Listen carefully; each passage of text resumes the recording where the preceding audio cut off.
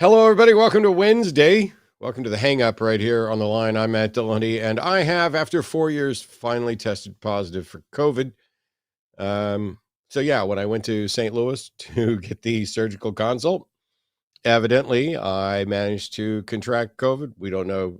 Nobody else in the family is sick, so probably something that happened most likely at the airport um, rather than in the surgical consult room um, or at my brother's house since they're all fine. But yeah, after 4 years, I managed to catch it. But fortunately, not only have I been vaccinated, but I've had a couple of the booster shots as well. And so I got back on Wednesday night. I was starting to feel a little bit ill on Thursday. And by after lunchtime Friday, I was just knocked out on the couch and stayed there for pretty much 24 hours. And then Saturday, I recorded a number of videos despite being sick. Sunday, I was still under the weather, but I still did the Sunday shows. Monday, we did all of our normal garage and rodent work. And that, of course, is the day that Arden came down with it. Because, I'm carrying it and I'm contagious. It's just going to happen. We're just going to just absolutely get wrecked like that anytime either one of us gets sick. So Monday we did the normal stuff. Tuesday I was just taking the day off and working around. I'm still a little under the weather, still having some difficulty breathing, but I will say overall, apart from one 24-hour period where I was absolutely miserable, it's been fairly mild. I've just been taking cold and flu medicine, hit a little nasal spray to kind of clear me up a little bit. And I think that, I think I was in a pretty good headspace on Saturday when I recorded videos. Granted, I've got all my outlines and notes to go off of, so there wasn't a lot of deep surprise required thinking there. But so yeah, thanks everybody for the concern. We tested this morning. It was the telltale factor. Hey, it's telltale. The real issue was that I lost my sense of smell. I was cooking last night and noticed that I couldn't smell certain spices. And we had little fruit cups, snack fruit cups, and some of them had peaches and some of them had mandarin oranges. And anybody with any ability to taste knows that the peach fruit cup and the mandarin orange fruit cup taste completely different. And as somebody who loves peach, and I like mandarin oranges too, but it's like I notice it every time right off the bat. And I took a chug out of one of the little fruit cups, and I realized I know this is mandarin orange from the texture, but I couldn't have told you what the flavor was at all. And so while we were out picking up some bugs, we grabbed some new tests and tested. And yes, of course, we have COVID. So we're not really going anywhere for the next couple of weeks, but we're not going to stop working because there's stuff to talk about. And my apologies. I know we're 4 minutes into this and I haven't got to any of the stuff I want to talk about. I'm going to bring in the guest here in about probably 10 minutes when I get through this. But I consume a lot of left-leaning media, but I don't consume exclusively left-leaning media. I don't have cable at the house anymore. I generally watch YouTube, online, everything else. I don't have any cable service. So I don't watch MSNBC, CNN, Fox with any regularity. I'll watch clips from all of them. I'll watch commentary on it. But I don't just sit around and watch any particular news network. I get my news from 5 or 6 different sources, and not all of them are left-leaning. Over the last couple of years, though, I've become completely exhausted by clickbait. Some of you know that in addition to working here on the line, I have my own YouTube channel, which is monetized, even though I haven't made any money from it. That's going to change. That's going to change probably this coming week. And I've got like 190,000 subscribers. I have never once tried to chase the algorithm. I have never put up clickbait videos. I put up the videos that I want to make with the subjects that I want to address. And if they get, 100 views, okay. If they get 10,000 views, they get 30,000 views. I've never cared. That's going to change a little bit too. But I don't want to be riding the algorithm the way some other people do. I have a number of people whose content I watch, not completely, but I do watch fairly regularly. Some of you know I tried to get David Pakman on the show. He and I have been acquaintances for years. I've done his podcast before. Some technical issues stopped it. I don't know if David's going to find the time or the interest to actually come back on here and talk about it. I hope it's something that still happens, especially since we're in an election year right now. But also you've got like Brian Tyler Cohen and Midas Report and Mike Figueredo's Humanist Report and several others. And these are all people. I'm not trash talking any of them. I genuinely like and respect all of those individuals or most all of those individuals that I named or the people that are responsible for that. I get it. There's more people on the Midas Report, than just who you're going to see. But when I watch the content, I find myself incredibly frustrated by the hyperbole and the clickbait. Everything is breaking news and everything is doom and gloom and it's the end of Trump and Trump loses his mind and Trump says the most outrageous thing and this will end Trump for sure. And it's never, ever what they say. I'm sure some of you have been frustrated by this too. These are all genuinely, for the most part, I mean, I can't vouch for all of them. David's the only one I've had any lengthy conversation with at all and played some chess with. But I think they're all left-leaning individuals who are genuinely trying to do good content. And that means that you have to get clicks. And that means you're going to put up bullshit titles. I only fault them in the sense that I don't think that it's as necessary to be as dishonest as some of the titles are. And so what we see from this hyperbole is that this is why something like Trump derangement syndrome gets bandied about.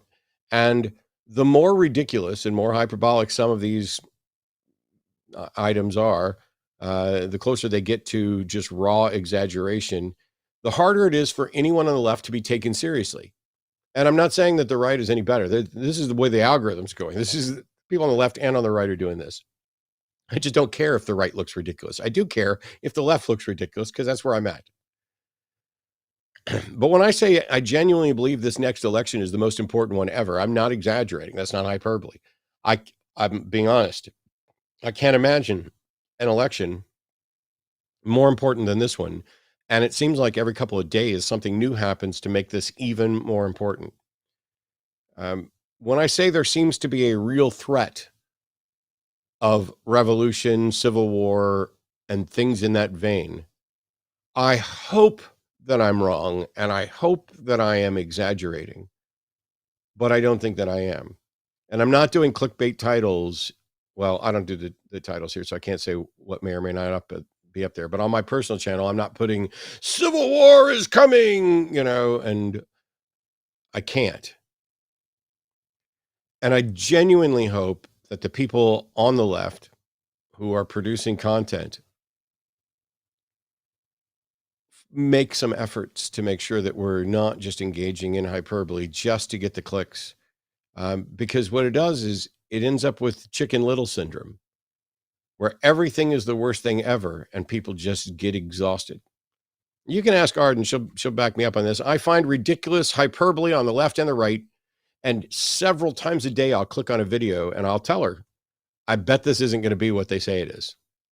And it's never been what they say it is.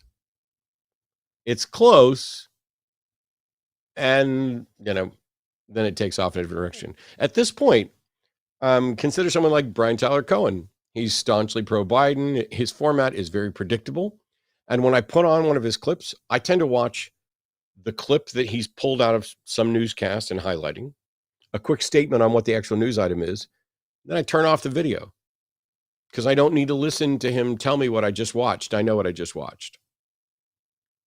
Or on occasion when he might have Glenn or somebody in to talk about the legal aspect of it, I will listen until I get a measured version of what the actual issue is and the expert assessment of it, which will almost always completely override whatever clickbait title is on there.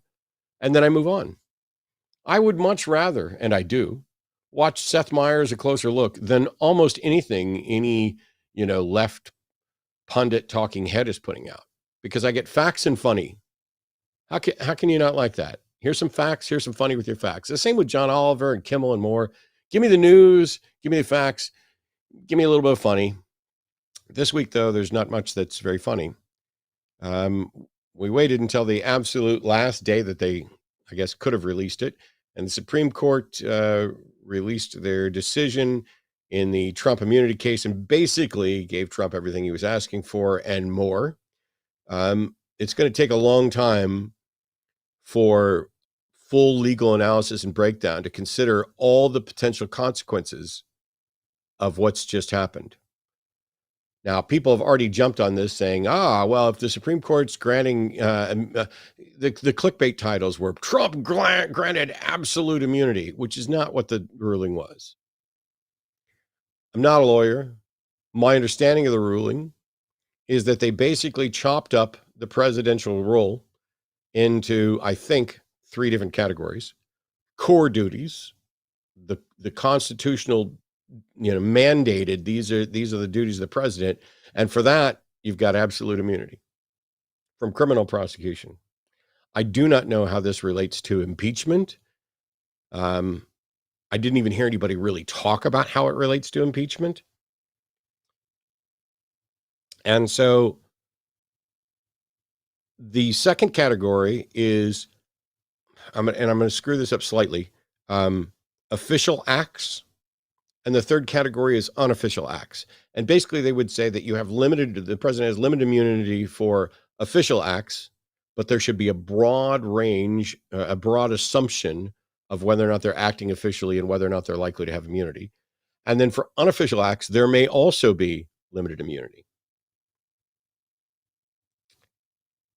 Now, the Justice Department's already said they're moving forward with legal cases. The sentencing for the 34 felonies that he's been convicted of got put on hold because, of course, Trump's lawyers said, in the light of this Supreme Court decision, we need you to stop the sentencing, postpone it while we consider this. And there are people who are like, hang on, this is about what he can do as president. Those 34 counts, that was before he was president. That's when he was, paying hush money to keep a porn star quiet while he was running for office. So he wasn't president yet, which means he can't have immunity for any of that. True. Unfortunately, in the case, some of the evidence that was presented and some of the conversations that were presented as evidence are things that took place while he was president. The signing of checks. If his lawyers can make any case that this was either an unofficial act that should have immunity, an official act that should have immunity, or a core act that absolutely does have immunity, that one's a complete stretch. If any of that's the case, then the Supreme Court specifically also included that those acts that are part of his the official acts can't be used as evidence against him in other crimes. So they basically handed him on a platter this, hey, here's how you can get rid of your 34 convictions potentially. They didn't come out and blatantly say, we're going to make presidents kings above the law.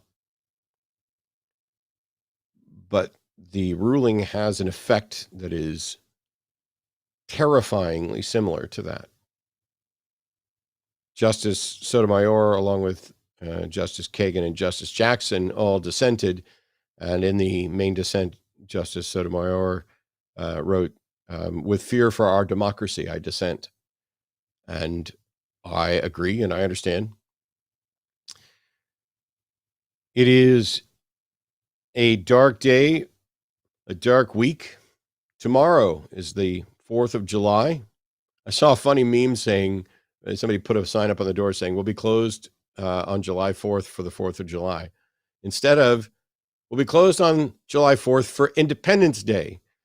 In the United States of America, we have so equated July 4th with Independence Day that some people have forgotten what the hell it is. Well, what is July 4th? That is when we celebrate our independence from kings and dictators. The irony that we're essentially setting up a replacement king or dictator scenario right now is not lost. And tomorrow will be the first 4th of July. that while I'll do what I normally do, my celebration of our democracy is going to be diminished greatly. There are other legal cases moving forward. We're going to have to see what's happened, but sentencing for Donald Trump's 34 felony counts has been moved till September. It's unlikely that any of those cases are going to get resolved. And if you remember, in his first term in office, which I hope is his last, but in 2016, after the election, or in 2017 when he took over, there was a lot of talk about how many jobs and roles he just didn't fill. How many positions within the government remained unfilled for most of, if not the entirety of his term as president. Well, you don't have to worry about that because we have Project 2025. So there's an organization, there's a think tank from a bunch of conservatives. Their paperwork is public. You can go read it. They've put forward their 2025 mandate for leadership. That's the nearly 900-page document written by a bunch of conservative proponents, some of which were part of Trump's administration. And people didn't pay a whole lot of attention to this. And in part, they were right not to pay attention to this because this is an independent think tank. They're not doing anything illegal. They're exercising their First Amendment rights. They are publicly posting. They're basically saying, here's the America we want, and we're going to tell you what our game plan is for it. And you know what their game plan is? Their game plan is to find as many like-minded people as they can, have them submit their resumes to build a database of loyalists to this ideology, which is not just about Trump. And by the way, this is not an official part of any Trump platform. This is not an official part of any Republican Party platform. And yet, unofficially, this is what it's about. And there are some incredibly ridiculous, over-the-top things in Project 2025 on their list of things they'd like to do. Things that I don't think have a chance in hell, even if we gave all three branches of government to just Republicans and conservatives in general. I don't think they would ever get to the point where they implement all of the things that Project 2025 claims to want. But that doesn't matter. Because in seeking to get there, they will implement most of them. They will implement a significant chunk of them.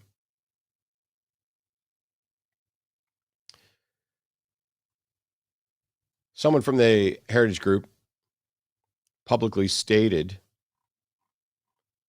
that this Project 2025 is the second American Revolution and that it will be bloodless if the left allows it to be.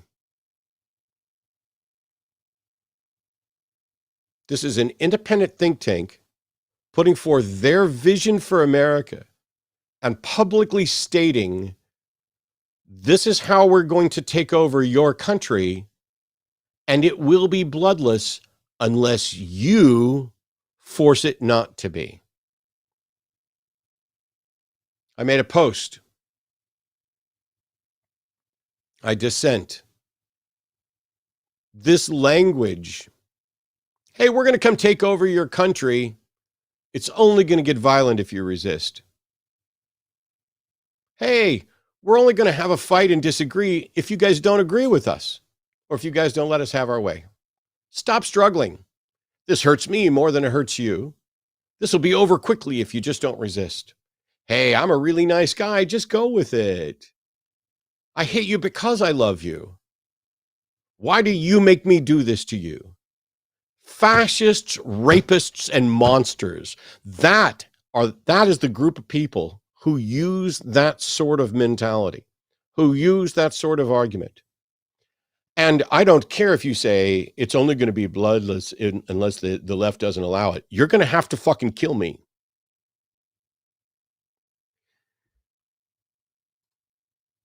I started by talking about a lot of the content that I view and how it's frustrating to me to constantly see hyperbole.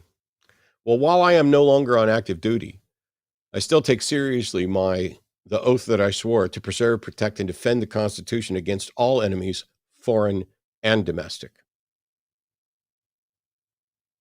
Project 2025, maybe free speech, and it is free speech, and they published their plan, and there's not anything new, and there's nothing official, and it's nothing worth, getting worried about or anything else, except that the plan is right in front of you.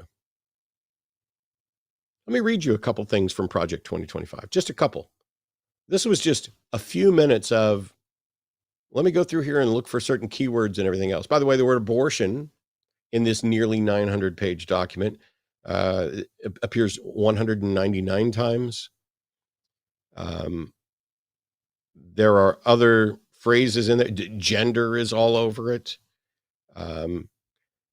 Basically, there's a woke appears all over it. Well, who would have imagined we'd see a policy statement where it's just woke, woke, woke, woke, woke, woke, woke, woke, woke. So before I get to what I'm reading here, first of all, step one for anything and everything that needs to happen, stacking the court, beating Project 2025, is for Dems to win in a landslide. If you are not voting blue, if you've opted not to vote, if you've opted to vote third party, if you are not voting blue, you might as well be saying, yeah, I'm okay with Project 2025. You might as well be making that statement. Because in part, while Trump was slow to fill administrative jobs last time, Project 2025 is ready to do it for him. And he's only got to appoint a handful of people to then replace anybody and everybody else. This could be as many as tens of thousands of positions within the government. This has already come up in hearings in Congress. Here's some quotes from Project 2025. Quote, the next conservative president must make the institutions of American civil society hard targets for woke culture warriors. This starts with deleting the terms sexual orientation and gender identity, diversity, equity, and inclusion, DEI, gender, gender equality, gender equity, gender awareness, gender sensitivity, abortion, reproductive health, reproductive rights, and any other term used to deprive Americans of their First Amendment rights out of every federal rule, agency regulation, contract, grant regulation, and piece of legislation that exists. By the way, none of those terms are used to deprive Americans of their First Amendment rights. So it's already dishonest in its presentation of this. Here's another quote. In particular, the next conservative president should work with Congress to enact the most robust protections for the unborn that Congress will support while deploying existing federal powers to protect innocent life and vigorously complying with statutory bans on the federal funding of abortion. Conservatives should ardently pursue these pro-life and pro-family policies while recognizing the many women who find themselves in immensely difficult and often tragic situations and the heroism of every choice to become a mother. Alternative options to abortion, especially adoption, should receive federal and state support. Project 2025 does not call for outlawing abortion. So if you're on the left, be very careful because there's already people saying, look at all the lies and the myths if we don't stop fucking exaggerating, we will continue to shoot ourselves in the foot. This is not actually calling for outlawing abortion. This is effectively calling to minimize and eliminate abortion. This is trap laws done proactively in social elements. And the phrasing here, we need to recognize the tragic heroism of choosing to become a mother while we do everything in our power to protect the unborn. The effective result of that is the elimination of abortion. There's more. Here we go. Gender Policy Council. The president should immediately revoke Executive Order 1402041 and every policy, including sub-regulatory guidance documents produced on behalf of or related to the establishment or promotion of the Gender Policy Council and its subsidiary issues. Abolishing the Gender Policy Council would eliminate central promotion of abortion as health services, or it just says health services in parentheses, comprehensive sexual education, comprehensive sexuality education, and the new woke gender ideology, which has as a principal tenet gender affirming care and sex change surgeries on minors. So they're misrepresenting and lying, but at the end, the word gender is all over this thing. Here's some more quotes. Bureaucrats at the Department of Justice force school districts to undermine girls' sports and parents' rights to satisfy transgender extremists. As a result of HHS's having lost its way, U.S. life expectancy, instead of returning to normal after the COVID-19 pandemic, continued to drop precipitously to levels not seen since 1996. Listen carefully. I'm going to back up and read. U.S. life expectancy continued to drop precipitously to levels not seen since 1996, with white populations alone losing 7% of their expected lifespan in just 1 year. What type of government think tank implementing policy and talking about what needs to change should ever need to mention that the U.S. life expectancy for whites dropped 7%?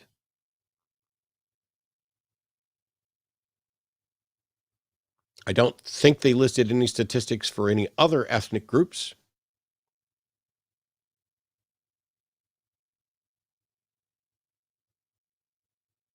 Woke bureaucrats at the Pentagon forced troops to attend training seminars about white privilege. The entirety, or the bulk, I will say, rather than the entirety, the bulk of Project 2025's documentation is there. And it is all about responding to woke and DEI and climate initiatives and abortion. Fascism has come to America carrying a cross, holding a Bible, waving a flag, and crying its little ass off about the woke left and how white people aren't living as long. I know I went on a lot longer than I expected to. We've already got calls, but please welcome my guest for tonight, Owen Morgan, also known as Telltale Atheist, in here. How's your mental health given all of this end of the world crap seeming to be pushed on us?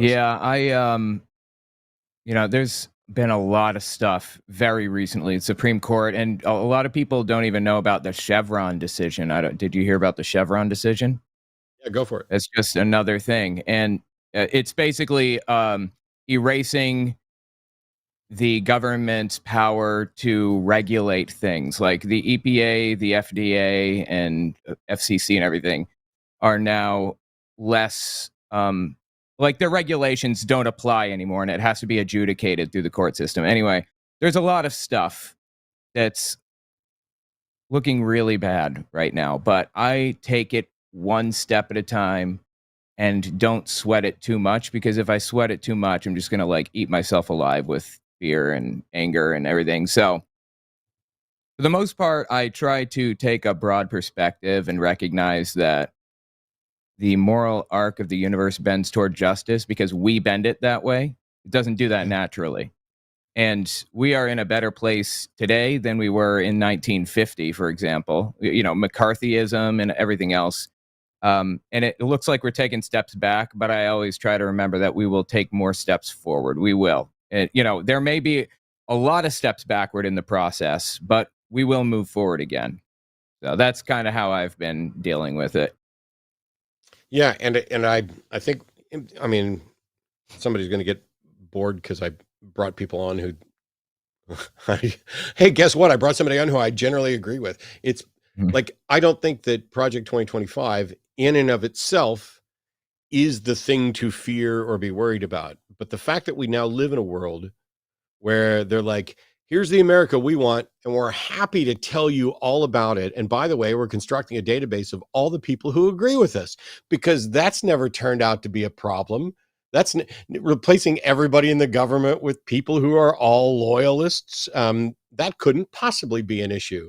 And yet it absolutely is. Even if they only got 50% of the stuff that they wanted done, it would be awful. And by the way, kudos to my former co-host from years ago, Jeff D. As soon as I posted that thing about the Heritage Foundation guy saying this will be bloodless as long as the left allows it to be, Jeff pointed out it's already not bloodless. January 6th has already happened and was not bloodless. You don't get to claim that your revolution that starts with an insurrection is bloodless if there's already been blood. It's a good point. Actually, Jeff D, wow, I haven't heard that name in forever. Back in the day, I watched every episode of The Atheist Experience, literally every one from like 1999 or whatever, including like number 1, the Lost Tapes, all of it. I mean, it's been years since I watched it, but wow, Jeff D, how's he doing?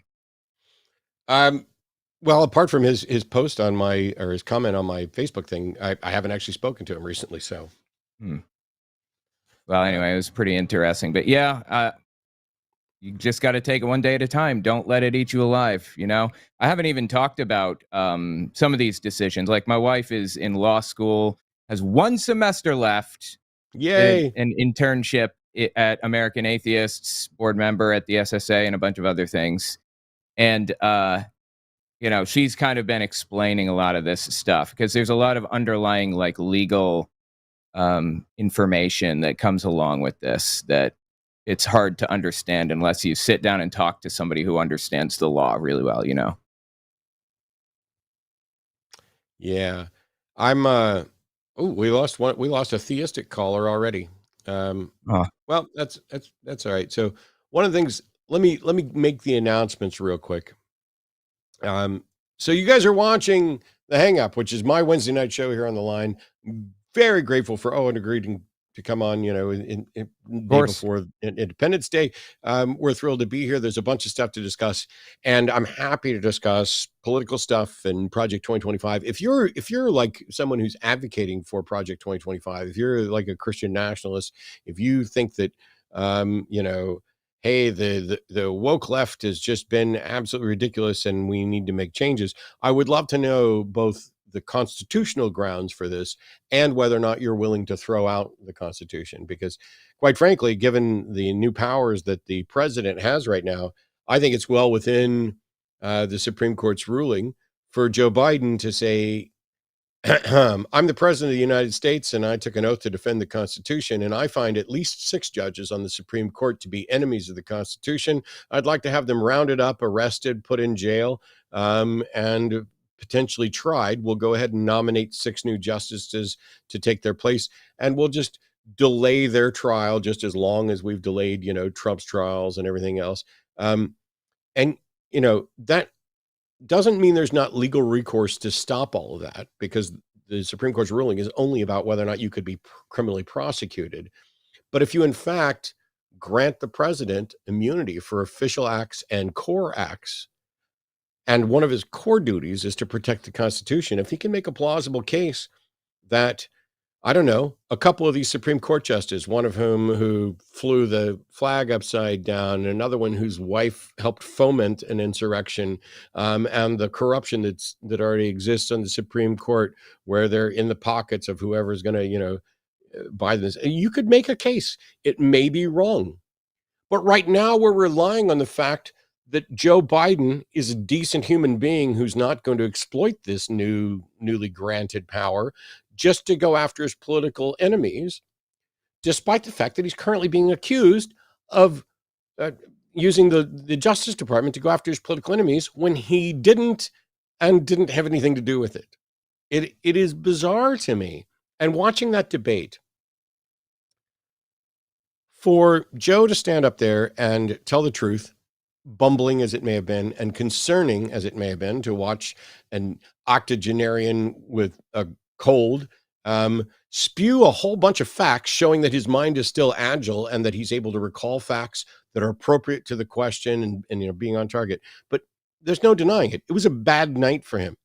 And it was not, it did not inspire confidence in him in many ways. But to have Trump stand there and lie while just accusing, say, oh, everything, Trump literally said everything. Oh, I shouldn't say literally. Trump said everything Joe just said's a lie. And Joe said everything Trump just said's a lie. Cool. And there's no fact checking going on. So we're just kind of stuck. And so for the people who are uninformed or misinformed, or we need a new term for exhausted informed, where you're so exhausted from all the crap that you are completely uninformed just because you don't have the wherewithal to go check to find out what's true anymore. Watching that debate, if I didn't know Trump and if I didn't know the lies and if I didn't know it, I would have picked him. If I just looked at that debate in the absence of everything else, which one seemed more affable? Which one seemed, to just be matter-of-facting things? Trump. If I didn't know better, that's the way I'd go. Although, some things that Trump said are like really like vicious and hateful at their core. It's not just like, if you didn't know anything, you could assume that, Joe is just like kind of out of it. But even aside from that, even assuming Trump is telling the truth about everything, he's still like vile in the way that he treats people or talks about people or whatever, and I would like to think that for that reason, I wouldn't go with Trump if I didn't know any better, Yeah. It's who do you think's going to win? Right now, I think Trump's going to win. Really? Yeah. It's of course going to come down to like 80,000 votes across like 5 states or something, but I personally think that Biden is going to win, tentatively. I hope you're right. Yeah. It's in 2016. I remember like it was yesterday. It was like a week before the election. I was in Canada doing an event with Richard Dawkins, and somebody asked me about if Trump was going to get elected, and I laughed, and I assured all those people, no, whatever news you've been getting up here in Canada, that's just not possible. And I've never been more wrong about anything in my entire life. And so when 2020 rolled around, I was a little more cautious, but I was at least, I think that I was still cautiously optimistic. I'm not optimistic anymore. I hope that you're right. I hope that I turn out to be wrong. But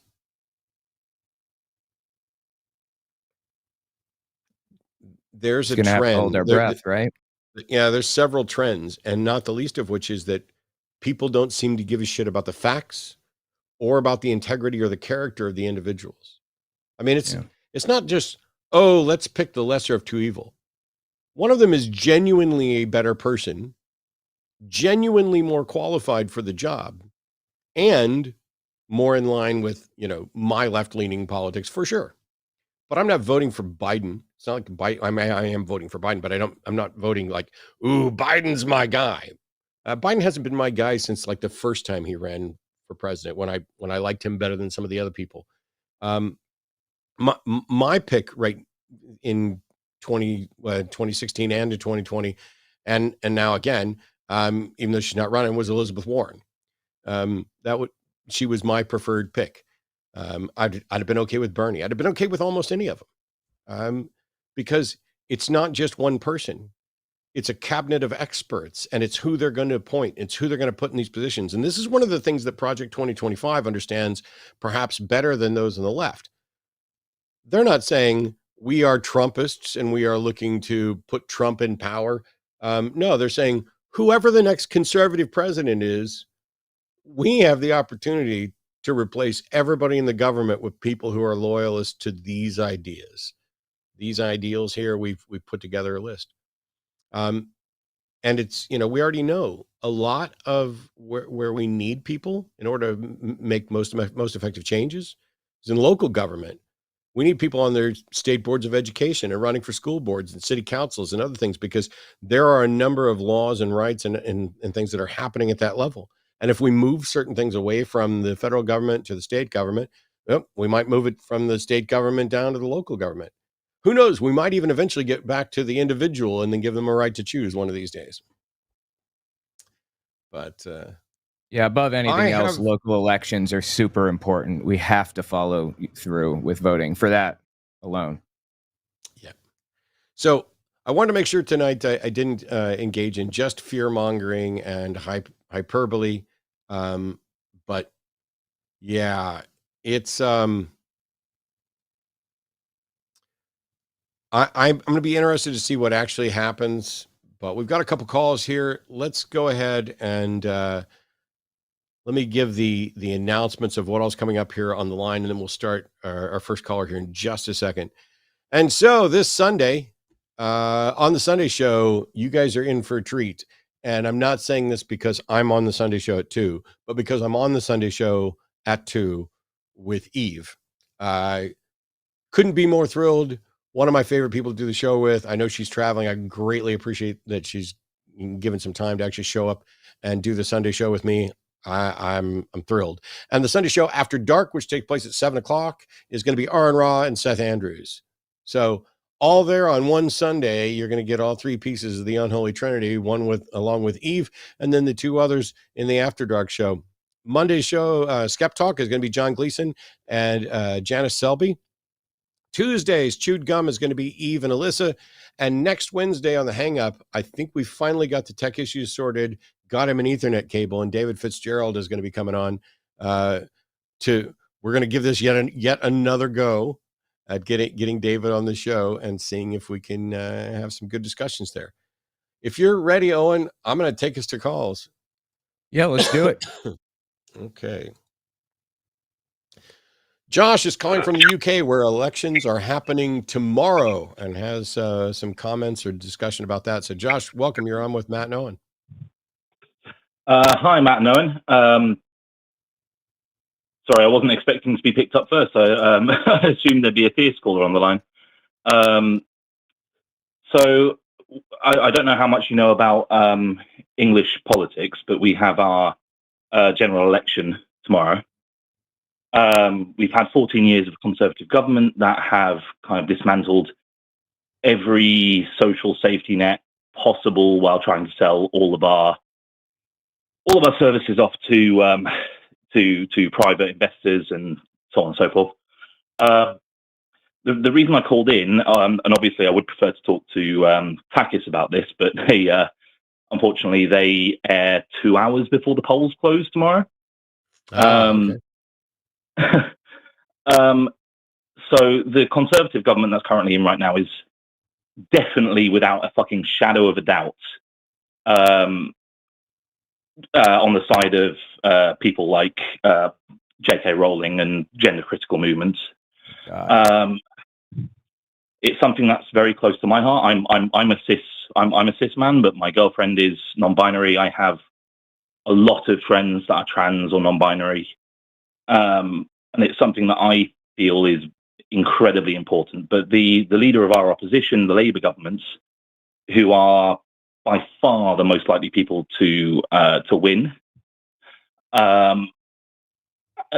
came out yesterday when asked about the rights of trans people to be able to go into women's spaces such as bathrooms, said that he doesn't think they have the right to do that, which for me is a huge issue. My question is, how do I reconcile going to the polls tomorrow and voting for a party that I think might be more aligned with my values, such as the Green Party or even the Lib Dems in the UK,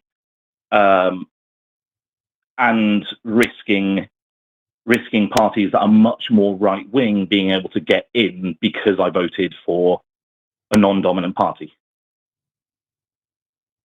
The viability of third parties. Do you have any thoughts on it, Matt? So I don't know UK politics enough to really dig in here. For me, and I'm going to do this from the standpoint of the US election, just so that I'm consistent. The time to vote for third party options in the United States is in primaries. Once you get to the general election, at least here, because of the way things are set up, there are almost no scenarios where any third party candidate has any hope of winning. I mean, no matter what happens, even if one of them dies at this, if they die soon enough, I suppose they could change the ballot. But generally speaking, the ballots are set up so that either Trump or Biden is going to be president in 2025, or they're going to be elected president, no matter what else. And the time to vote for the third parties was in the primaries. Anything after that, you're basically saying you're okay with the worst option. I don't know. Like, for example, it's going to be different in Australia, where you have like ranked choice voting. And I don't know the viability of candidates and how the election's structured in the UK. Generally, it's easy to say, hey, vote your conscience, vote for the people who agree with you the most. But if your preferred candidate has zero effective chance of getting elected, and it would be better for you to vote for someone else, then I'd say vote for the one that's going to end up that has the best chance of winning, that is going to result in a better world. Because one thing to remember is the perfect is the enemy of the good. If you only ever want to vote for the candidate that you absolutely are in the strongest agreement with, you're going to be disappointed over and over and over and over and over again. And you're going to allow candidates that are worse for you and everybody else and everything you care about to get in. So, yeah, I mean, I understand the difficulty you're struggling with, but I don't know the practicality of it from a UK election standpoint. I mean, to give slightly more quick, obviously, I can't really give you a full rundown of exactly how UK politics works because you don't have time and I don't have the knowledge.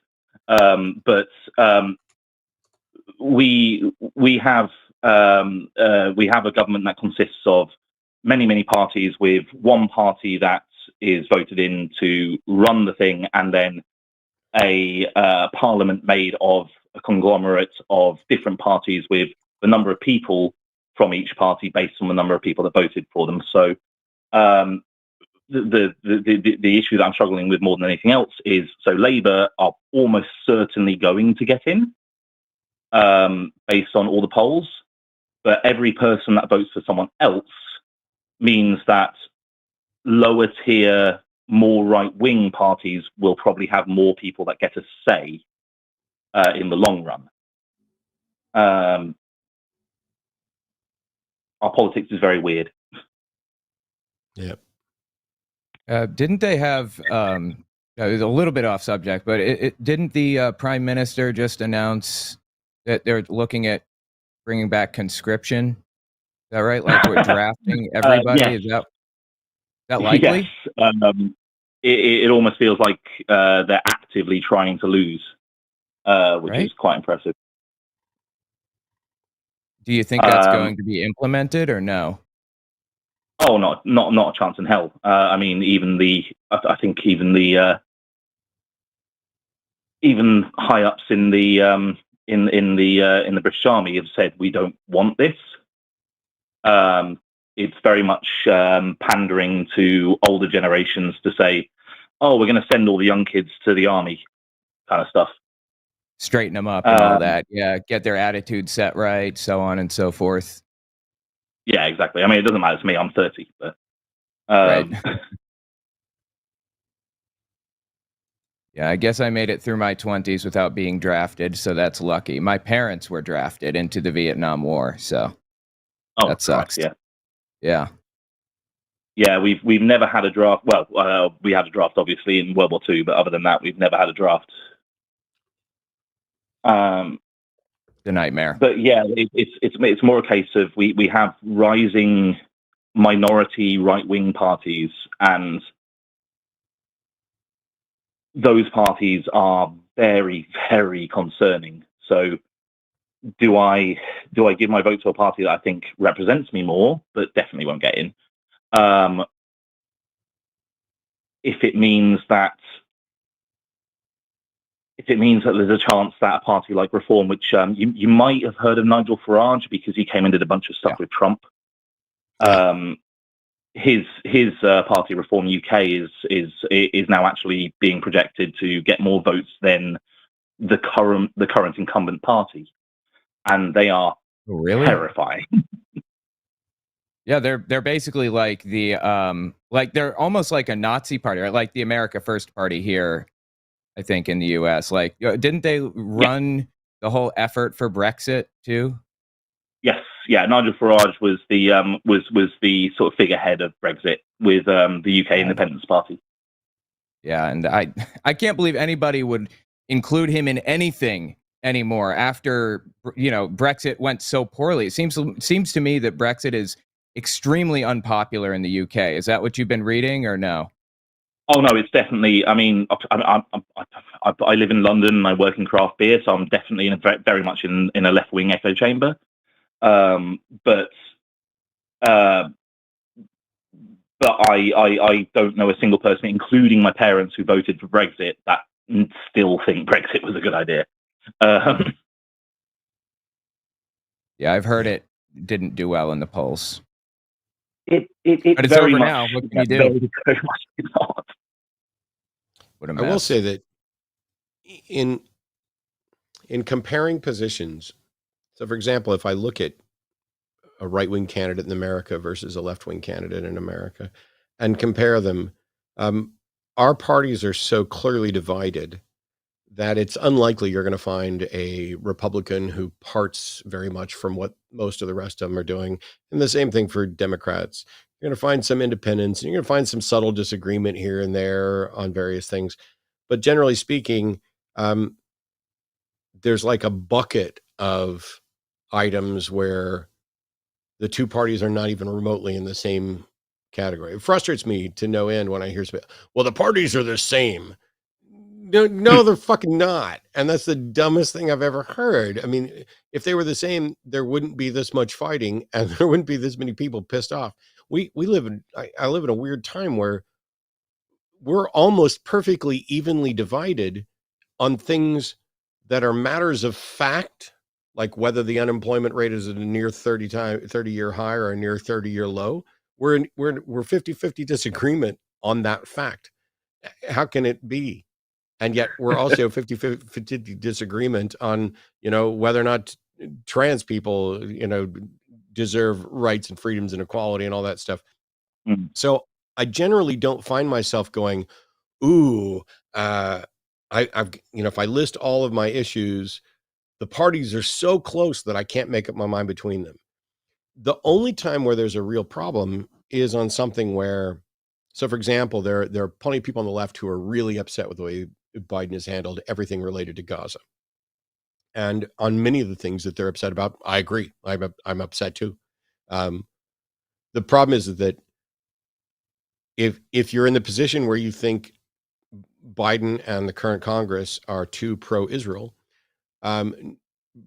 few, if any, presidents have been more pro-Israel than Trump. And if Trump gets in, it's not like our support for Israel is going to cease. It's going to be increased, actually. So even in that case, where if you're like looking at it from the standpoint of Palestinians and citizens of Gaza, of what would be the best scenario there, Biden's still the best scenario there. I'm going to be going through like a list of, comparing things. There's plenty of things that I don't agree with a number of different candidates on. And you know what? I bet Marjorie Taylor Greene and I agree on something.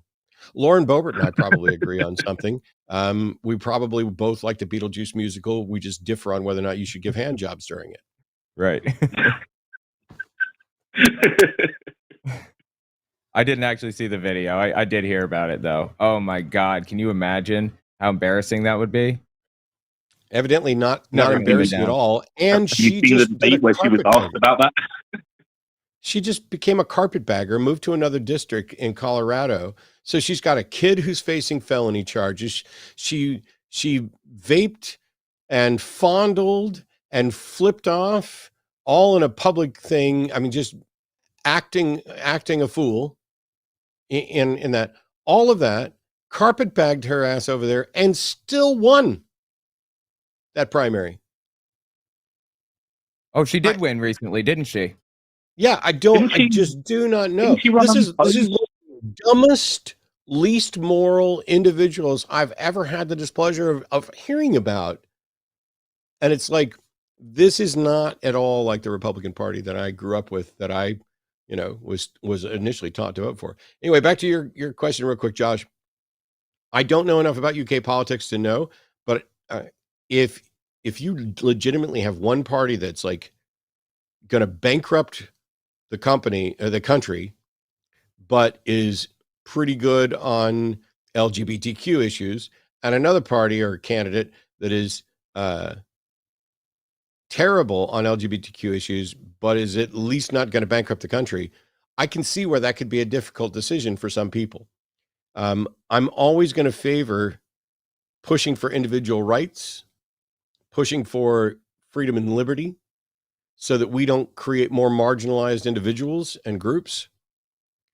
On the other hand, you can't fix anything if you're at war and the country's bankrupt. And I just don't know enough to comment anymore on the UK. Thanks a lot for that. I'll let you guys get on to a more interesting caller.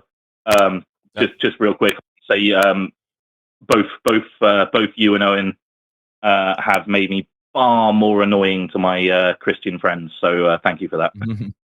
Glad to assist. Yes, we are happy to make you more annoying. Thanks, Josh. I'm gonna let you go, but I appreciate the call. And it's one of those things where people hear me talk about the U.S. elections, and I'm, as somebody who used to not vote, how some ex-smokers become the worst people when talking about smoking. Well, I'm an ex-smoker, and I don't mind smokers. I don't mind hanging out with smokers. I'm not going to smoke. I don't want my house to stink. I've given it up. Don't want anything to do with it. But it's not like I'm going to be like, ooh, you're a smoker. I am exactly that way on people who proudly talk about how they're not into politics and they don't want to vote. It's like the parties are not all the same. And when you say you're not into politics, or you say, what are you saying? That you don't want to eat, you don't want to breathe, you don't care how much money you make, you don't care what rights individuals have? I just don't understand it. But on the I'm not going to vote front, you're basically saying, hey, don't care who's running, don't care who wins. And I really want to know, why should anybody care about you if you're in that position of you're like, I'm just telling you all, I don't care about you. It's a frustrating situation to see so many people kind of not truly even apathetic. They're like vehement about how much they don't care. Like their apathy is palpable.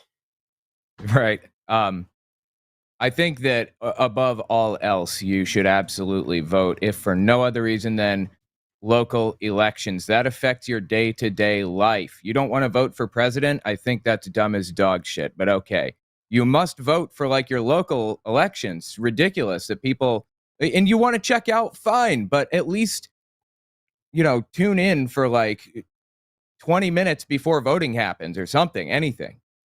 If you don't want to vote, call in tomorrow on Transatlantic Call-In Show and talk to Josie. Oh, is Josie even on TACIS tomorrow? Yep, it's Josie and Dr. Ben. Okay. I don't see the list for. Oh, there it is at the top. No, it's at the top. It says I gave you a note after it in the same chat where I clarified that it's going to be Dr. Ben and Josie tomorrow. Okay. So anyway, tomorrow on the Transatlantic Call-In Show, you can call in and talk to Dr. Ben and Josie. And Josie will explain to you, maybe better than I ever could, something I've tried to explain over and over and over again. Let's imagine that you find yourself a blue voter in an incredibly red area. And you think, my vote's wasted, or I'll just go ahead and vote third party, or not vote, or whatever else. You're wrong.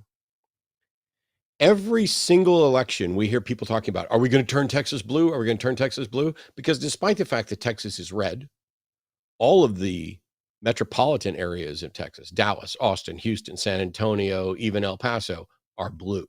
If it's a city, it's blue. And the only reason that Texas isn't blue is because there's tons of rural areas where they're not blue. But if you vote, the DNC uses that information to determine how close they are to shifting certain districts, and it allows them to determine where they should spend money. And it could have, if all those people who didn't vote for 10 years had voted to encourage blue voters and gotten the DNC to actually potentially spend more here, who knows? Maybe Beto would have won. Maybe Cruz would have lost in his last one. Maybe Governor Abbott wouldn't be governor right now. It's terrible. There are reasons to vote. What's that? Isn't Texas like majority Democrat? Doesn't Texas get more Democrat votes than Republican? It's just because of the districting. Is that right? Not entirely. That plays into it in some elections, but not all of them. But anyway, it's your vote. If you participate, tells them more about who's actually here and what they want to see and whether or not it's viable to spend money in a particular area. So, vote. There's lots of reasons for it. We got a theistic caller. Let me go ahead and get to that. Chibi in Texas has a question. Welcome, Chibi. Hey, Matt. I just wanted to say before we get started, I think it's really saddening that you've essentially made politics a new religion. Well, I think it's really sad that instead of actually having a conversation, you seem to think that I've made politics a religion when I haven't. There's nothing about politics that makes it a religion, either left-leaning or right-leaning. What it is I live in a world, and there are people who run that world, and they are elected, and I get to participate in the system. I can be one of the electors, and I can be one of the elected.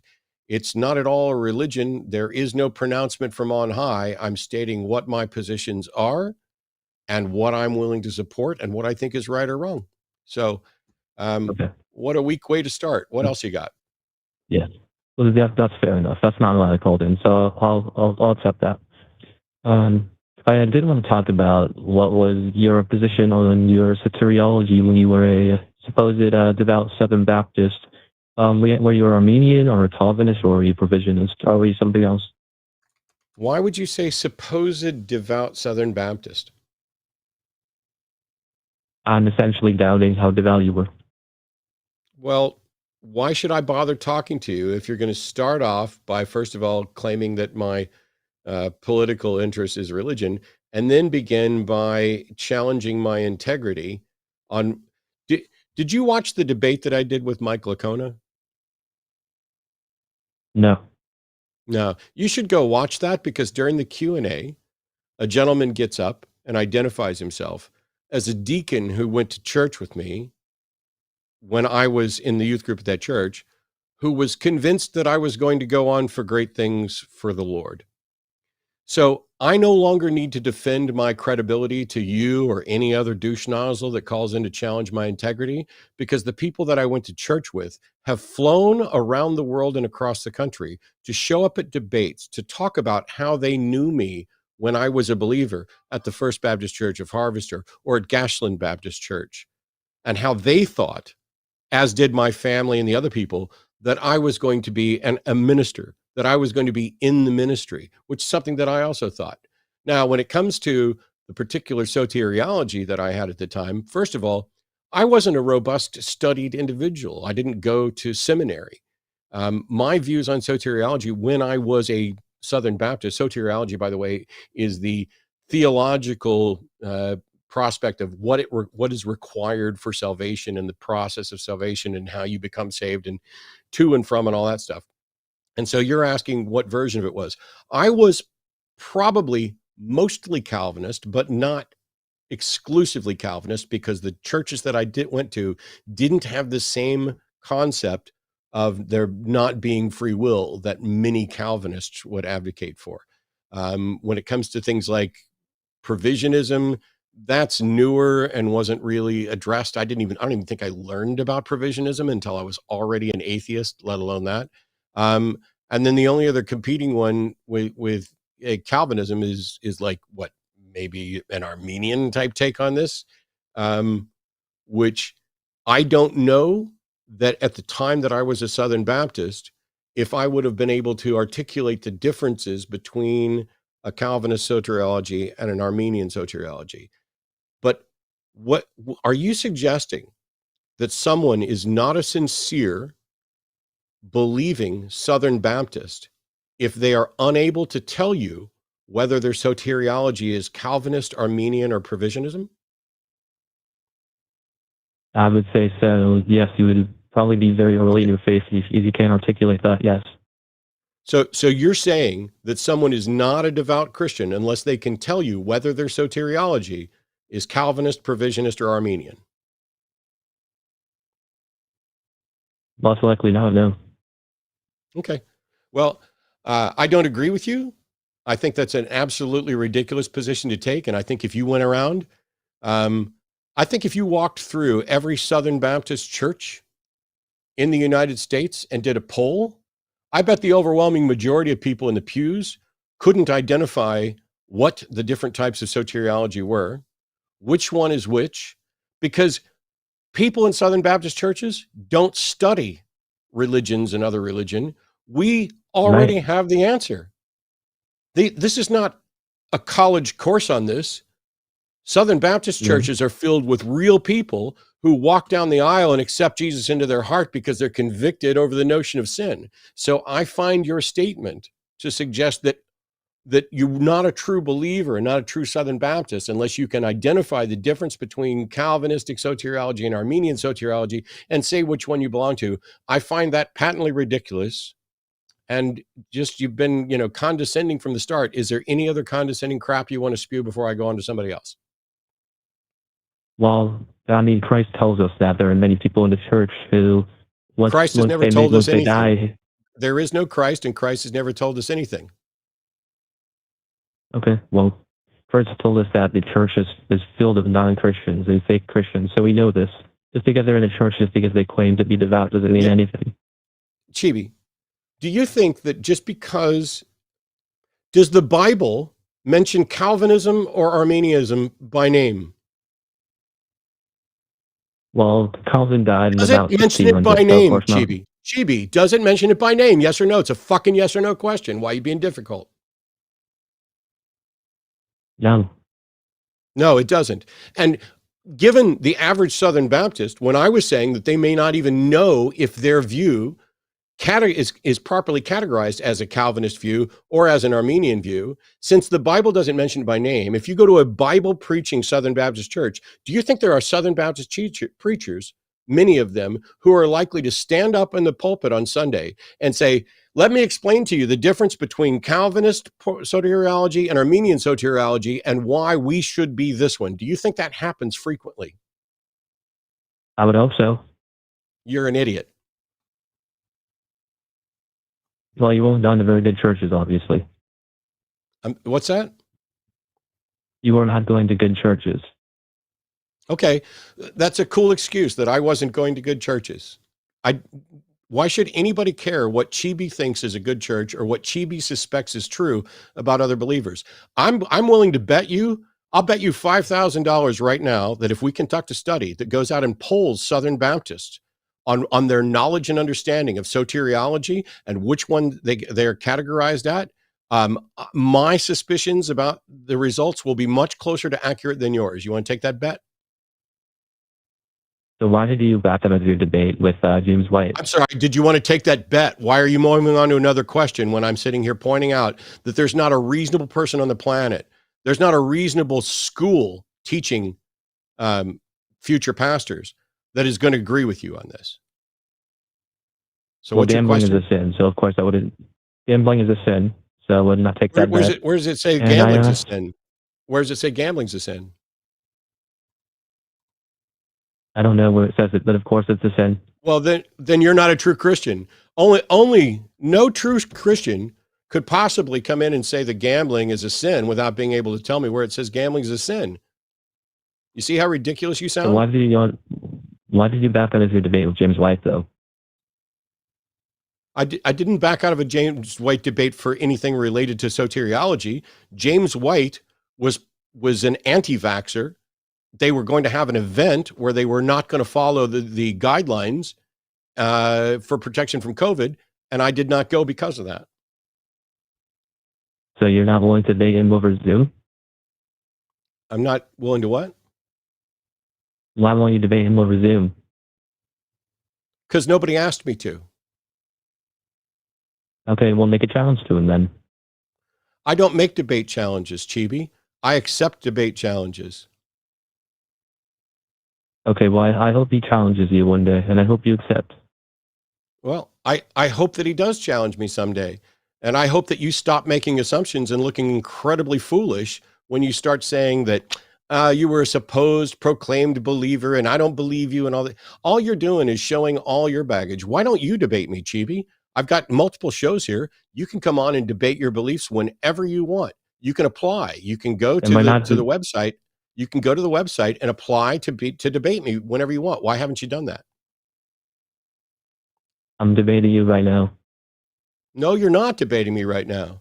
This is not a debate. First of all, it's a call-in thing. And second of all you asked was which version of soteriology did I ascribe to when I was a believer? That's not a debate. That's a question. See, that's why you're not going to debate me, because you don't even know what a debate is. You are unequipped for this. I'm not going to debate you because you're uneducated on Christianity. Well, what is your preferred study Bible? My preferred study Bible was the NIV, only because that's the one my dad had. But my person. Okay, are you just going to laugh and make noises? Because I'm going to clip the hell out of this. Oh, you hung up. My preferred study Bible was the NIV because that's the Bible my dad used. But my personal Bible that I owned, that I did most of my actual studying in, was King James Version. I still have it. Matter of fact, I have multiples of them. But it's funny, Chibi, that when we got to this, you're like, I'm not going to debate you. Ha, ha, ha, ha, ha, ha, ha, use NIV. Ha, ha, ha. Yeah, Chibi, you're incredibly clueless. Let me tell you that as somebody, and my apologies, I guess, for everybody's pointing out a troll and Owen didn't even get to address anything in here. The overwhelming majority of Southern Baptists, at a minimum, I think you're muted. That might have been, if you were trying to talk, I never saw it. Am I muted? Oh, now you're not. No, you're good. No, yeah, no, it's fine. I didn't try to say anything. I did want to mention something, but go ahead. Yeah, I'll wrap this up. So, I've been to multiple Southern Baptist churches for the entirety of my life. Most of the people who are in those Southern Baptist churches, when it comes to theology, are stupid. Now, I'm gonna clarify this because I don't assess the entirety of someone's character as stupid. All of us say and do stupid things. All of us behave in stupid ways. I am repeatedly stupid.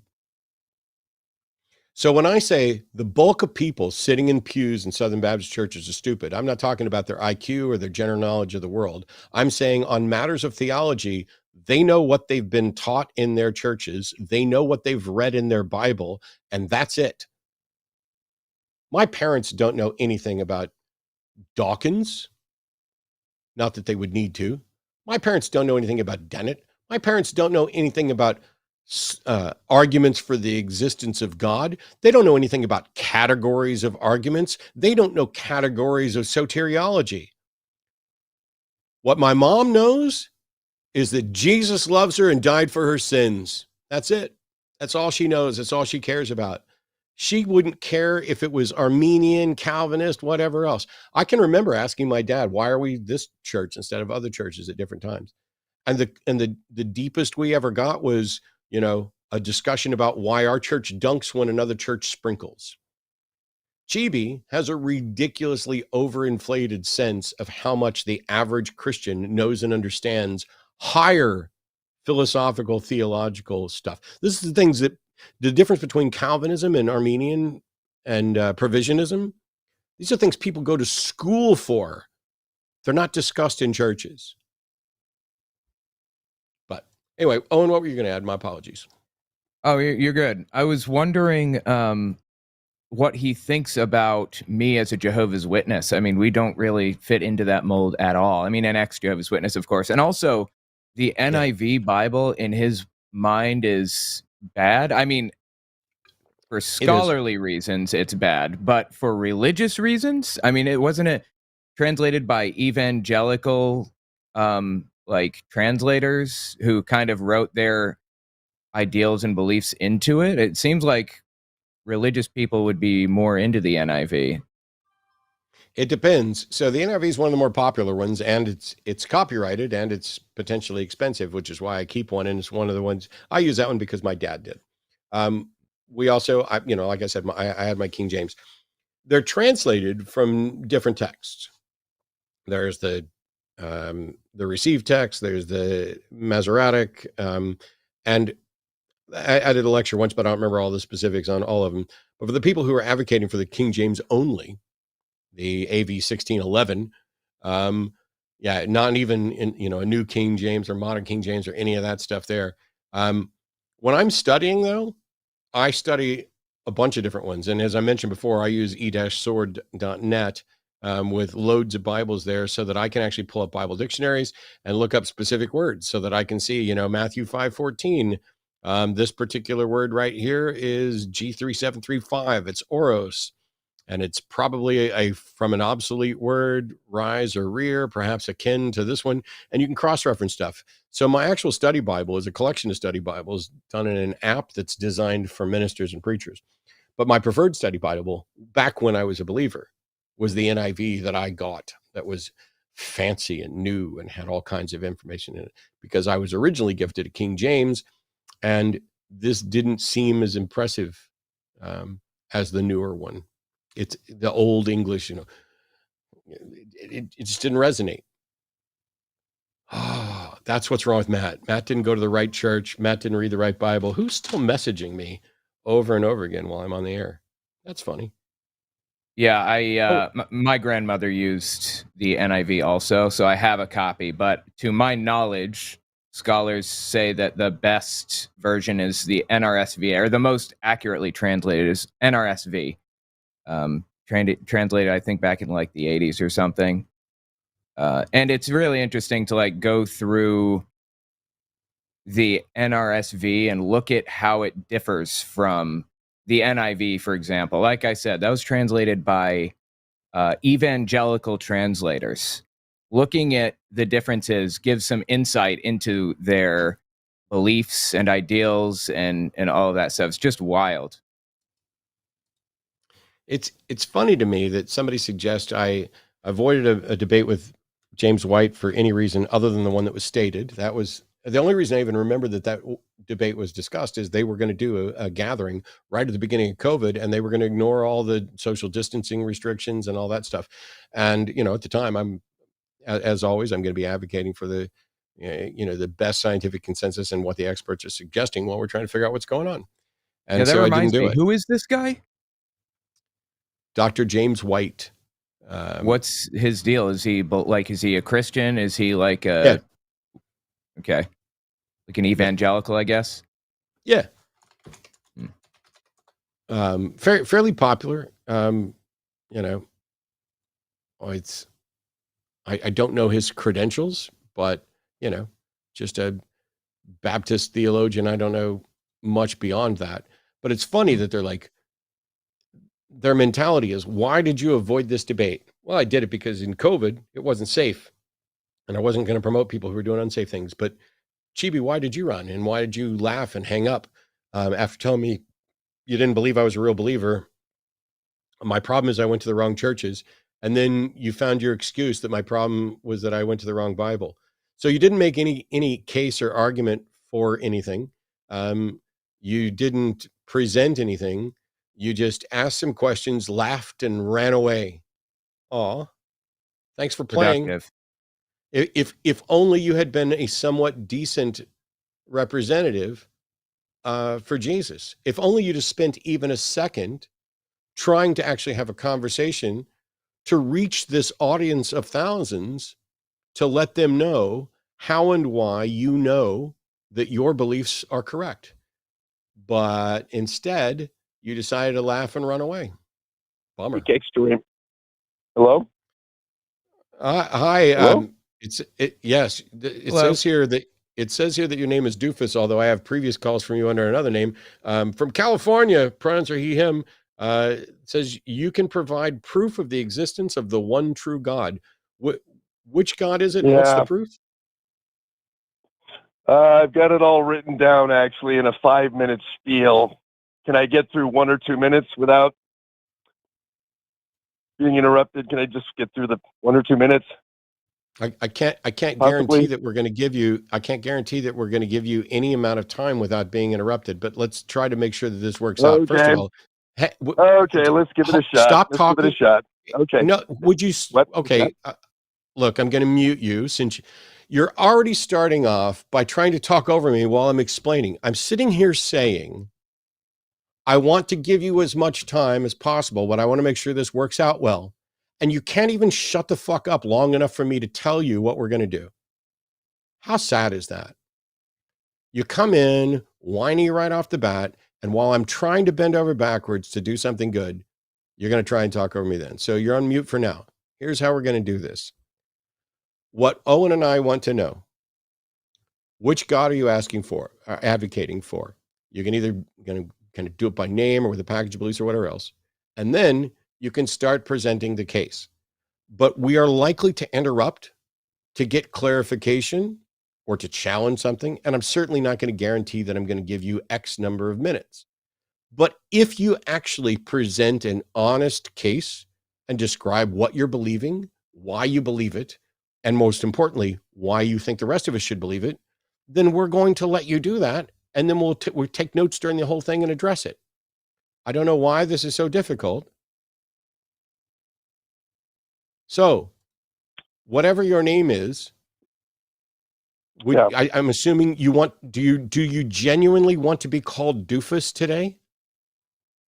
It was actually Doofus McDumbshit was the full name. Doofus McDumbshit. Okay. Why on earth do you think we want to spend time talking to anybody who's called under other names and now wants us to call them Doofus McDumbshit?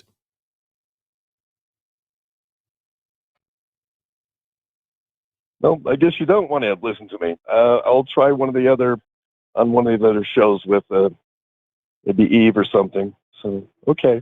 No. Sorry to waste your time, man. No. I want to make sure you're clear. If you don't do this now, I will ban you from all shows on the line. So you're not just going to call in and talk to somebody else.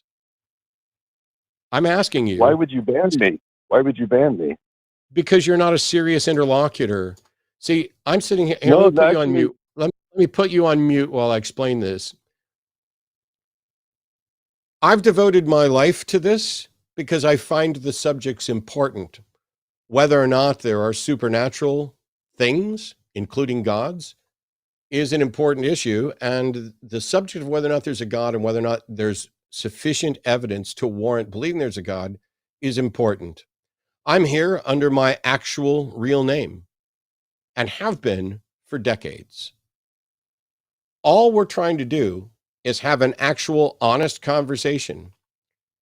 Why on earth would any serious person try to have an honest conversation about a God from someone who calls in, has an attitude from the get-go, wants to be called Doofus McDumbshit, and thinks that they can prove the existence of a God, but they're demanding 5 minutes? Do you understand why I'm having difficulty taking you seriously?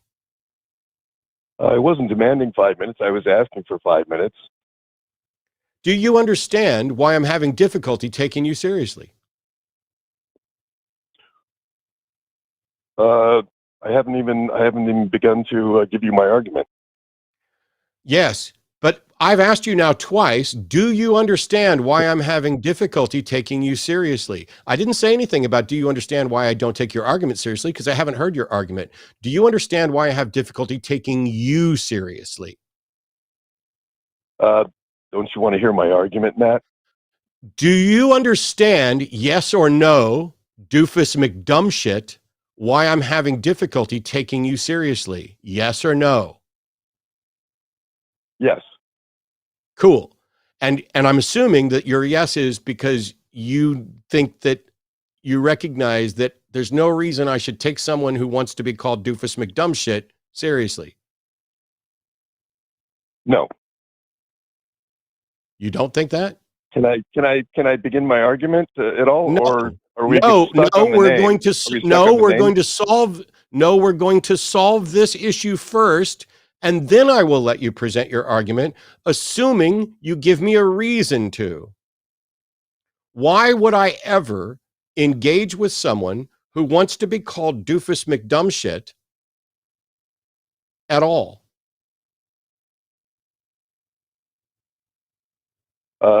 Perhaps you have a sense of humor. Nope. Bye. I'm going to have to just apologize because we've been trying to get theists to call in, but the only people we can get call in right now are trolls and assholes. I was a better Christian than all of these individuals while I was a Christian, and I still am. And when I say better Christian, I mean it in the sense of a better defender of the faith. There is no way in hell I would ever call into a show and say, "Hi, my name's Doofus McDumbshit. I can prove the existence of the one true God if you'll let me talk uninterrupted for 5 minutes."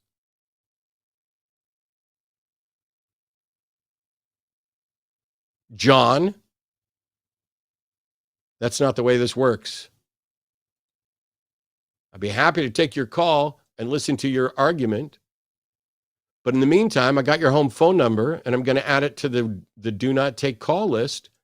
Or at least, I guess for now, instead of putting it on the do not call list, we're going to list it as this guy is probably not serious and is probably a troll. I genuinely don't understand why it's so difficult for people to call in and say, "Hi, I understand you don't believe in a God. I do believe in a God. Let me tell you why I think you should change your mind."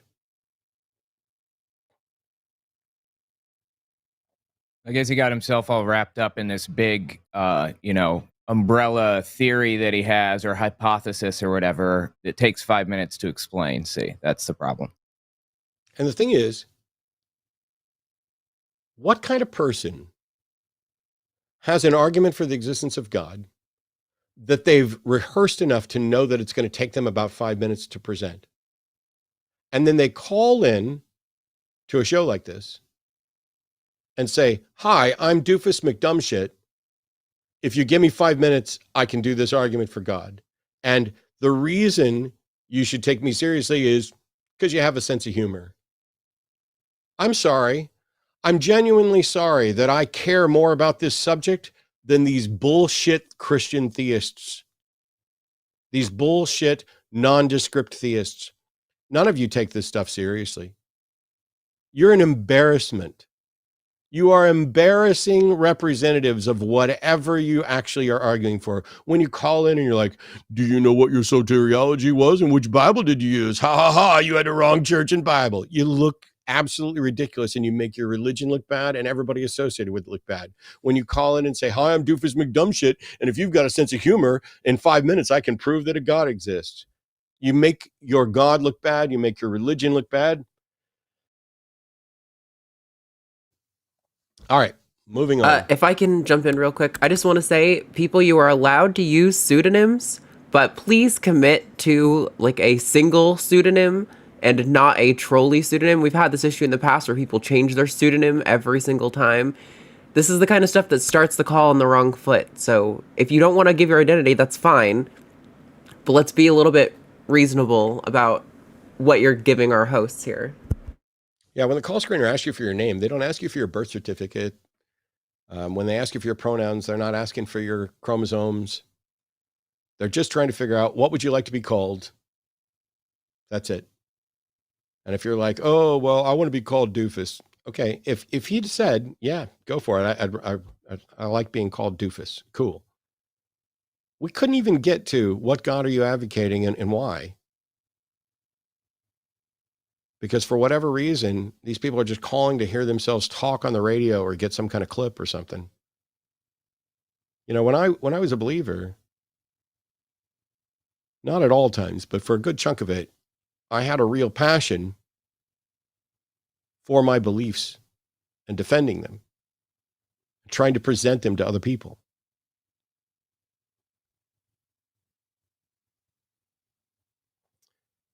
All right. So we got some more people calling in, but we've got some atheists that have been waiting for a little while as well. So I guess we'll take Harry in Pennsylvania. Pronouns are he, him.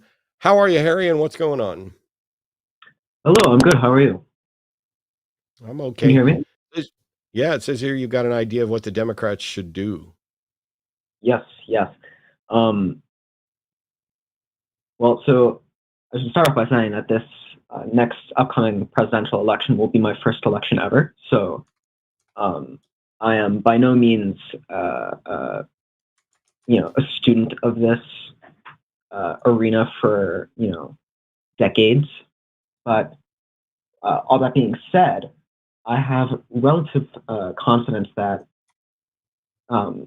what needs to happen for the Democrats to ensure that democracy gets preserved is that Joe Biden needs to step down or be replaced as the candidate. By whom?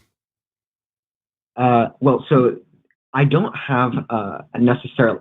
I've heard that Kamala Harris would be the easiest to potentially replace on the ballot if Biden were to resign as president right now. However, who exactly it would be, I'm not, firmly decided on. Then you don't have any suggestion. So first of all,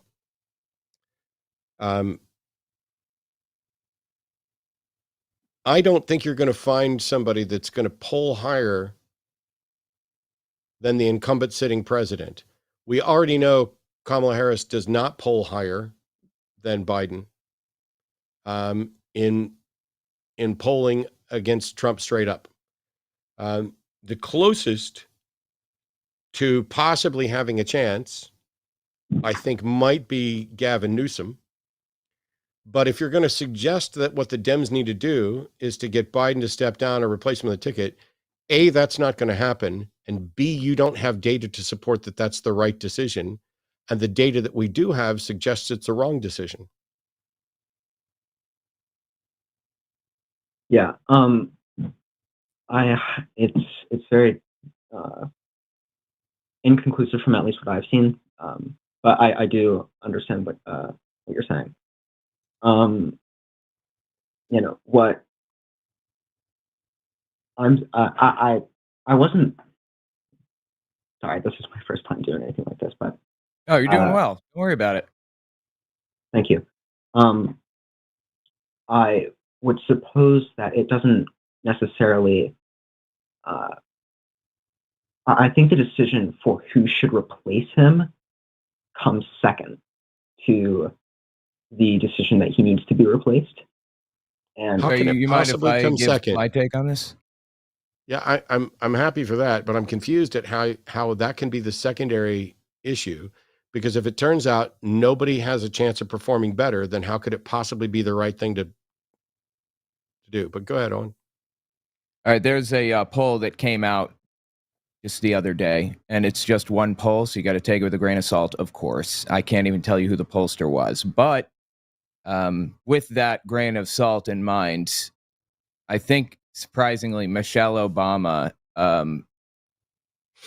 showed that she would match up against Trump better than Biden by just a little bit. Gavin Newsom, Kamala Harris, and there's another person. I don't remember who the other person was. Oh, there's a cat here now. I don't remember who the other person was that they matched him up against, but Biden has like an incumbent advantage that cannot be replaced. It just can't, for better or worse. And honestly, all of the independents believed that Biden was already like out of his head, confused all the time. Anyway, so the debate, if anything, honestly showed that Biden is capable of like carrying on a conversation and holding the thread and everything. Yeah, he had one mess up where he couldn't come up with the right word. That could have been due to his stutter that he's had since he was little. I mean, who knows? He's too old, is the bottom line. But the incumbent advantage cannot be underestimated in this case, I think. All right, this cat's going to have to get down. Yeah, I think some of we discussed this immediately after the thing. I was talking to Jimmy and some other people. I'm not opposed to the idea if it turns out that the right thing to do is would be to replace Joe on the ticket. Draft Gavin Newsom at the election thing. Grab Pete Buttigieg, whatever. There's a number of people that I'd be happy with. The problem is that the data we have doesn't suggest, generally speaking, that it's a good idea. And Biden's already said he's not going to step down, which now puts you in a position where you would be essentially saying, hey, despite the fact that we don't have good data, let's take the incumbent seated president who wants to run for re-election and try to force replace him. That just doesn't work. So, I mean, I appreciate, Harry, that you're, finding ideas. I tossed around some of these ideas the other day as well. I don't know what's going to happen as far as who's actually going to win, but I don't see any good math that makes it a good idea to say, you know what, let's force Joe not to run. Yeah. No, I appreciate that. Thank you. I would say that the numbers, I can't speak to whether or not certain people would be more favorable than Biden is now. However, the observation that I suppose I'm making this off of is that Biden, as it stands in this moment, again with the grains of salt, because they're relatively new polls and such, I would posit that Biden is not a winning option, and what I was thinking was that this election is from a broader standpoint is there's a lot of apathy going into it because nobody wants to see two old guys duking it out who already did this 4 years ago. And my sense is that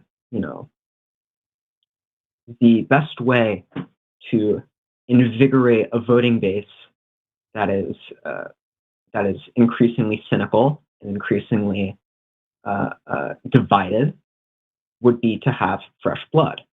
And in that vein, sorry, I lost my train of thought. Is Biden qualified to do the job, and is he capable of doing the job based on all the information we've seen? Well, so here's the thing. I definitely think he is certainly a better option than Trump, like 100%. But okay. What I'm arguing That's all you need. is, the thing is though, I don't trust that the general voter makes that's a you problem. That's a you problem, Harry. The question was, is Biden capable of doing the job? We already know he's qualified. Is he capable?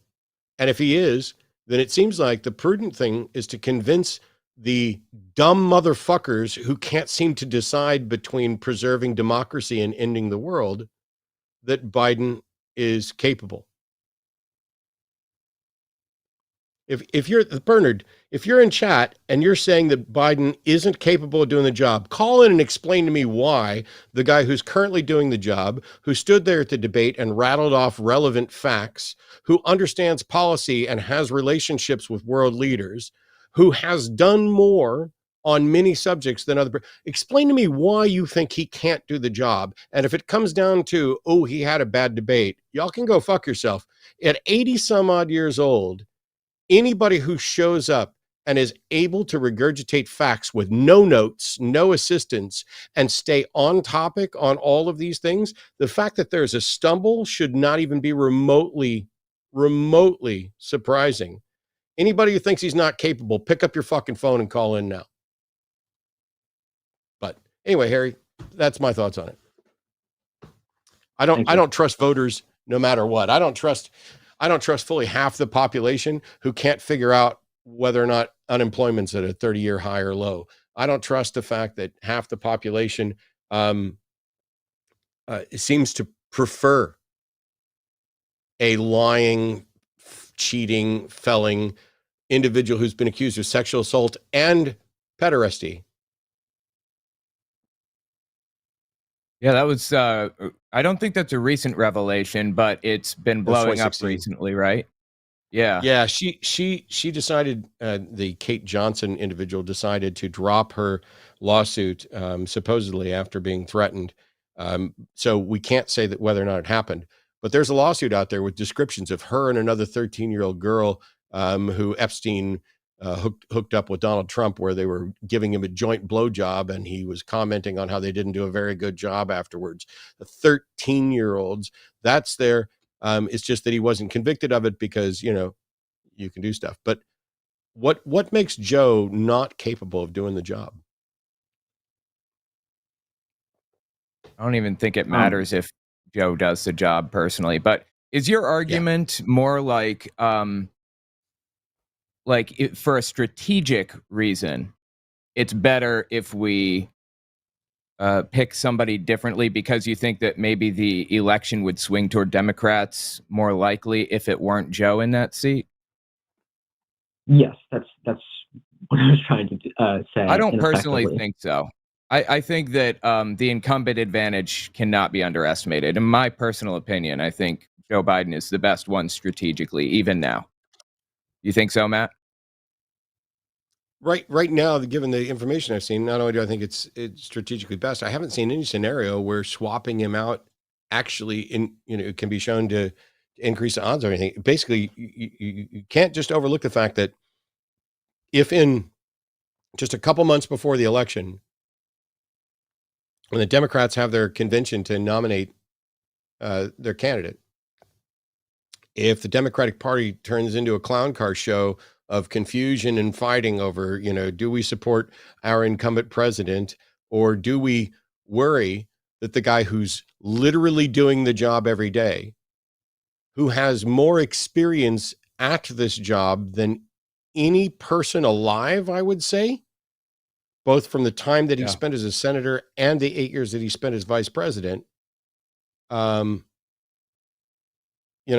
mean, I don't know what model, and I'm not saying Harry's wrong or anybody else is wrong. I'm just saying I haven't seen any data that show we would be better off actually getting Biden replaced. And I don't even know how to do it. Yeah, I think I agree. I mean, if somebody came out and said, you know what, if Joe steps down right now and Gavin Newsom and Pete Buttigieg join up, that will win in a landslide, like all the models show that we'll win in a landslide, I would be absolutely on board with it. I just don't see the data. I mean, so I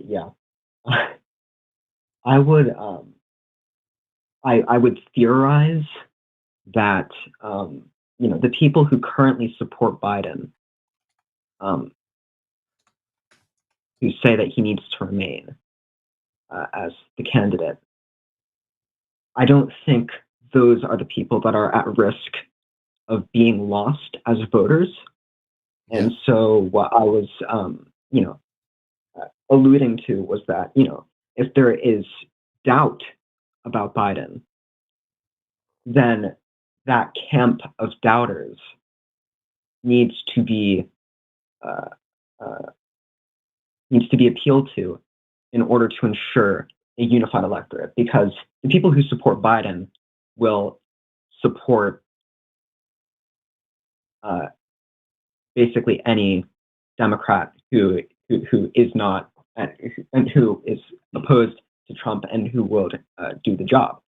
I agree. I'm trying to figure out who are these people and what is their reason for thinking that Trump is preferable to Biden right now. I understand why right-wing people prefer Trump to Biden. I don't understand why undecided people are preferring Trump to Biden. I'm not necessarily sure whether or not that's the main issue, but I think if the problem is also about engagement. It's not just about the undecided voters. I would say that, you know, if we can't, you know, create enough excitement for voters to choose to vote and to vote in the right way, you know, like you said, there's a lot of apathy and a lot of, you know, comparisons between the parties that are not valid, and I think dispelling that is the major challenge of this campaign, because, you know, anybody who you know, who knows that Trump is evil and vile and will destroy this country, anybody who knows that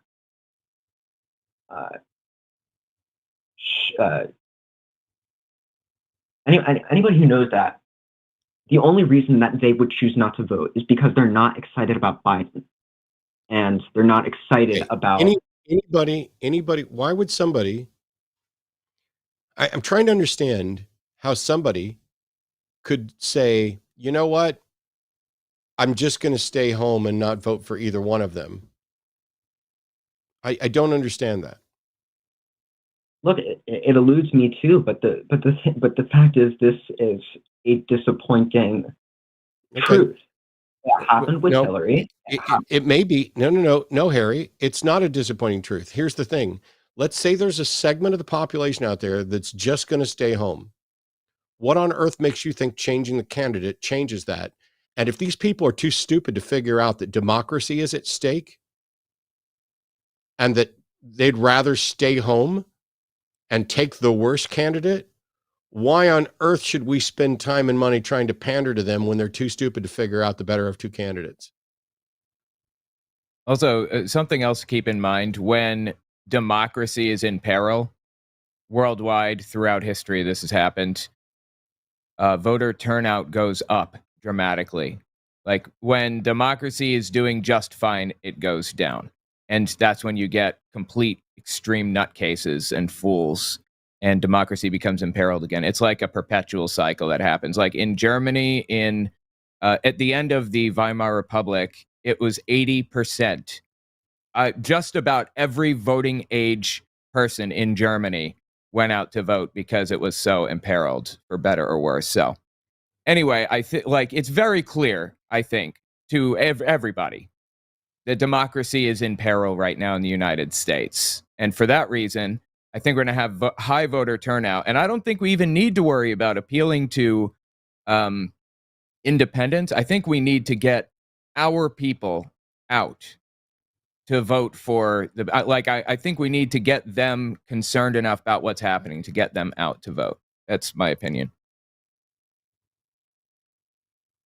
Yeah. And again, Harry, I have no idea. If you might have the right answer and just not have the data to be able to say, here's why.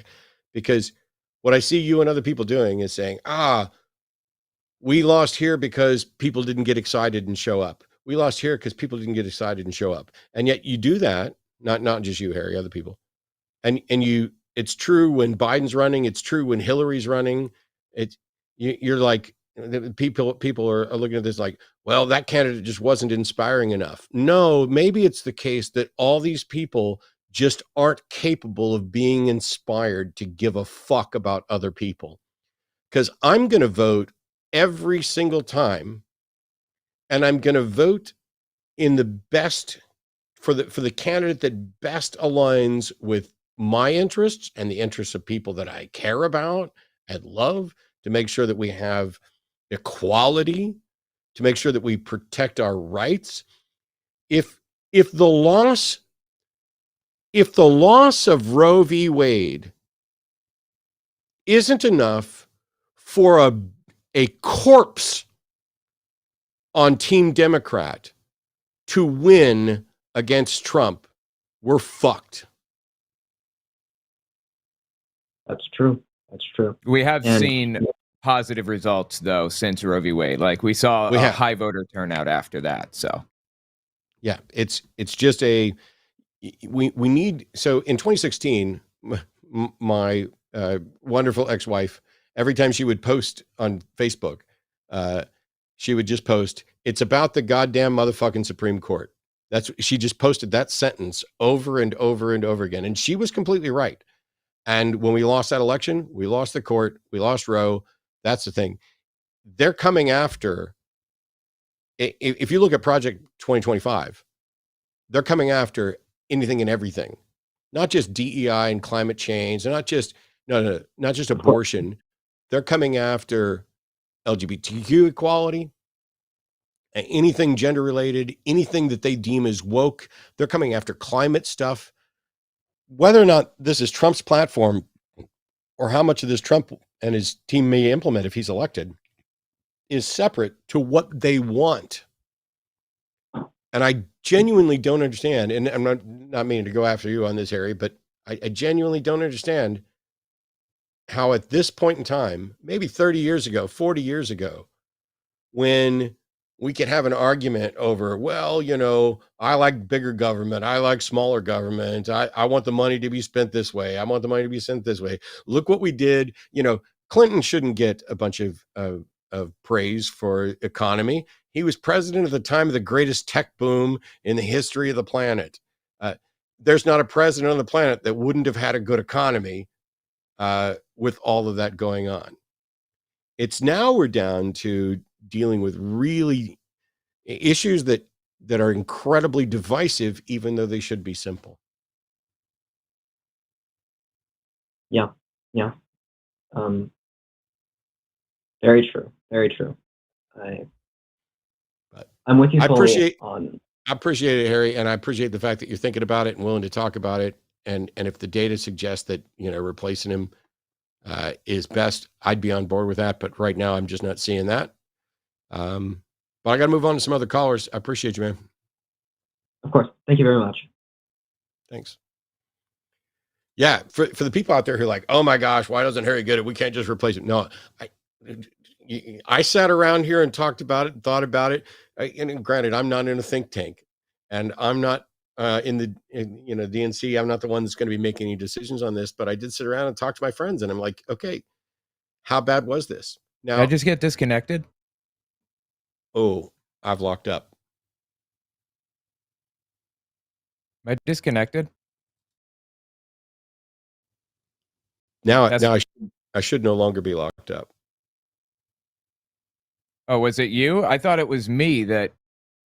I'm not sure. I'm waiting for the producer to tell me I'm actually back. Okay.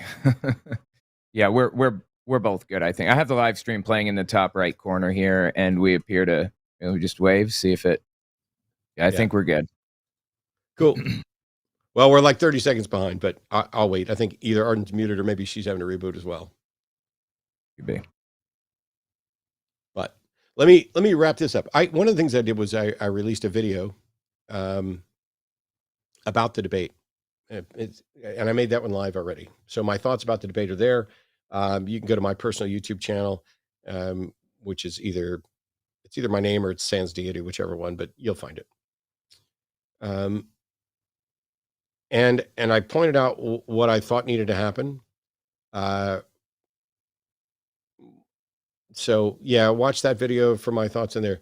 I don't see any math that currently convinces me it's a good idea to replace Biden on the ticket. And remember, as I said earlier, we're not just voting for an individual. So what you saw in that debate was Biden standing there on his own, no notes, no assistance, no assistants at all, being asked questions and being put in a position where he needs to respond cogently and with data. And he did that. Like, I'm pretty sure a good chunk of the 40-somethings that are like, oh, Biden's too old. I'm pretty sure that if I gave you every fact that Biden spewed out during that debate, had you memorize him, and then stood up there and quizzed you on live TV in front of everybody, even if you didn't have a cold and were jet lagged, you'd probably fumble something too. I know I would. I fumble something. I'm on multiple shows every week. I fumble shit all the time. It wasn't even that bad from Biden either. There was just were that one some time. freezes. Yeah. And it's because there's other pictures of him, freezing, standing still and everything else.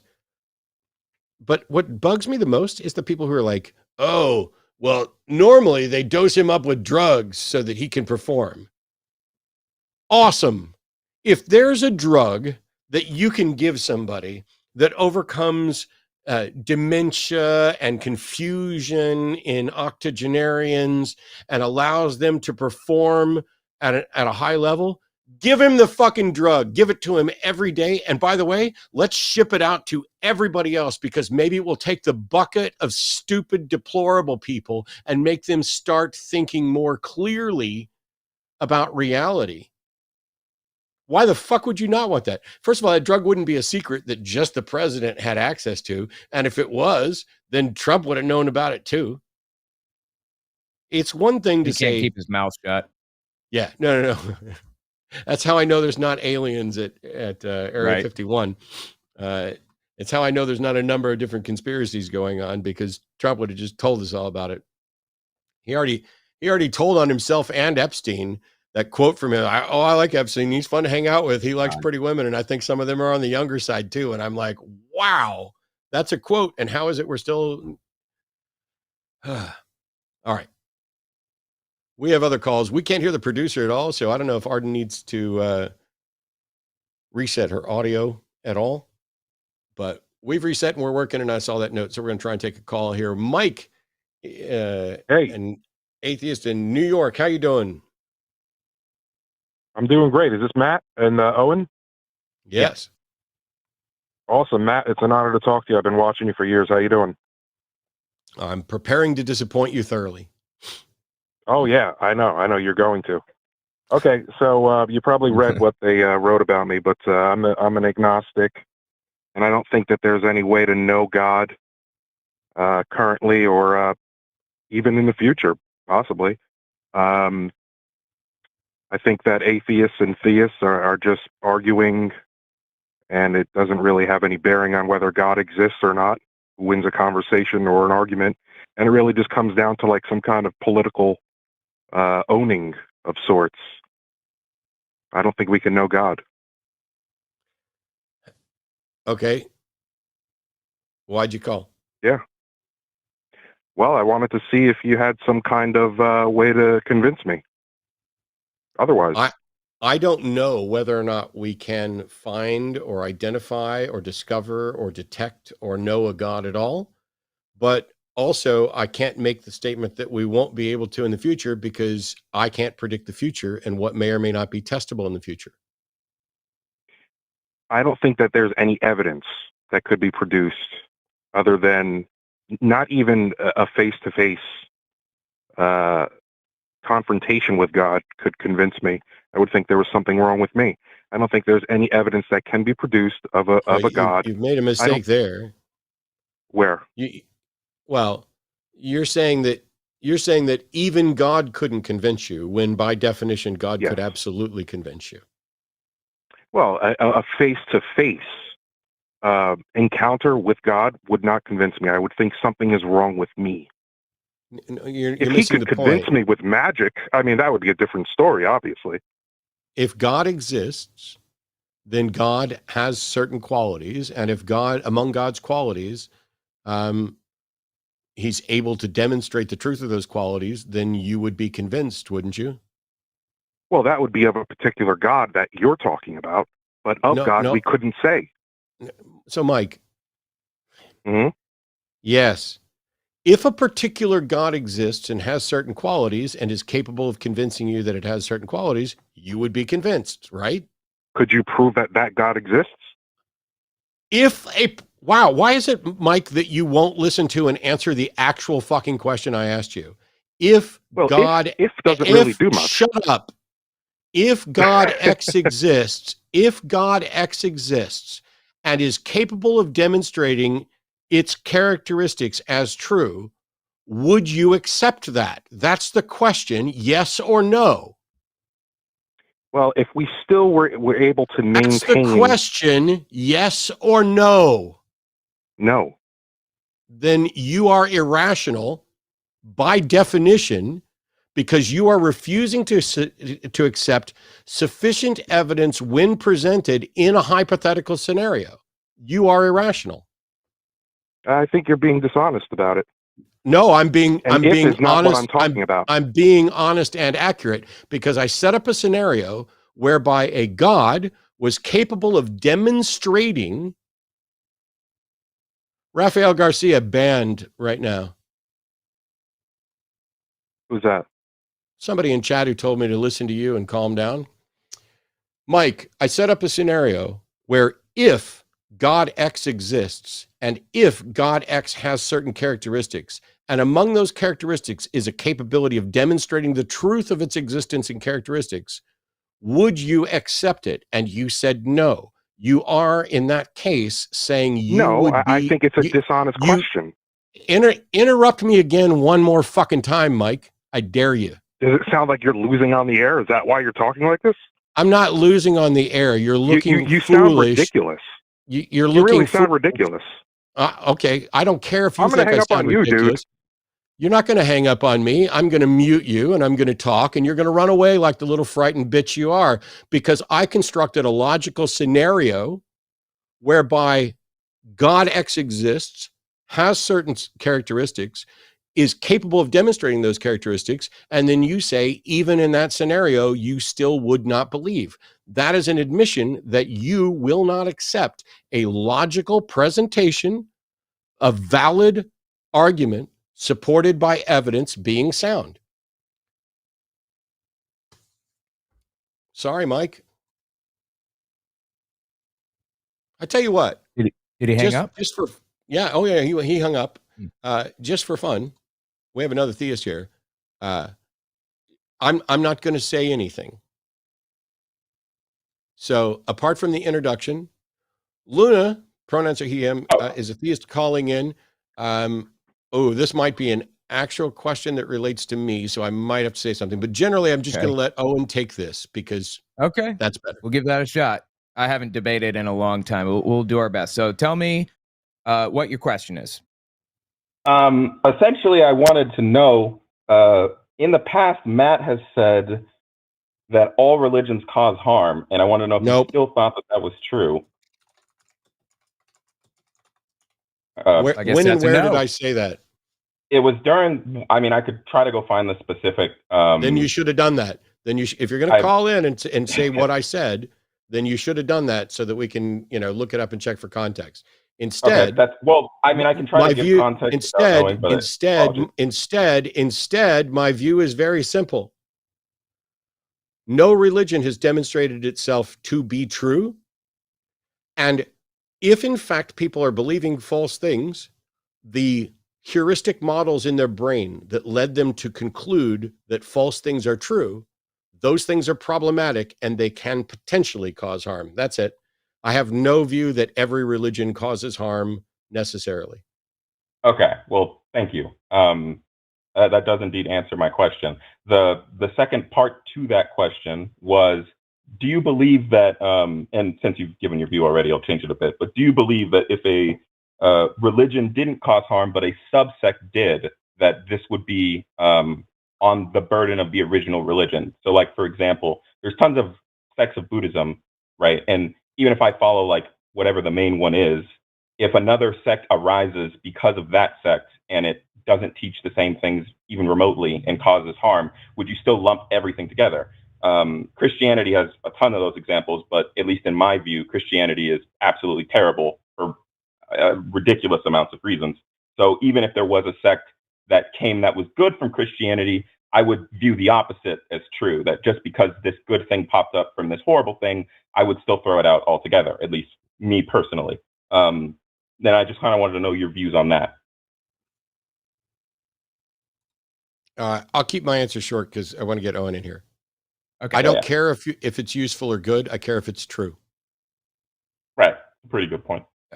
Right. Okay. So let me give my thoughts on this. I think that it's inherently harmful to believe false things rather than true things. I would rather. So in that sense, I think that all religion is harmful, but there are obviously like more harmful religions than less harmful ones and things like that. So I would say that it just kind of depends on the religion that you're talking about.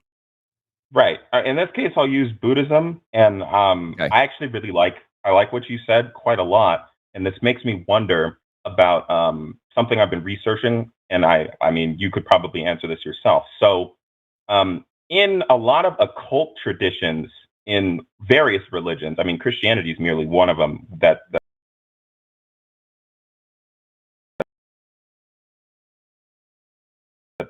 sprang up. Buddhism is kind of different, where and chaos magic is very similar to this as well, where they have a belief that all that matters is the end result. So, like for instance, let's say I meditated and I wanted something to occur in the world, like I don't know, a building explodes random. And if in the process of that meditation this did occur, it wouldn't matter the result that or why even if it couldn't be explained. All that would matter is just what happened. I don't prescribe to this belief at all, but it kind of makes me feel like it's similar to how the placebo effect is seen very mainstream. And a lot of my, I guess, understandings of how religions are continuing to be propagated is similar to this, where there might not, audio is glitching, says somebody in chat. Yeah, there's been a lot of audio it's me, I'll stop. I'm mostly following along. Okay, I just didn't want to, because this happened with the call screener. By the way, pay Paul. Paul deserves to be paid, the apostle. He's awesome. Okay.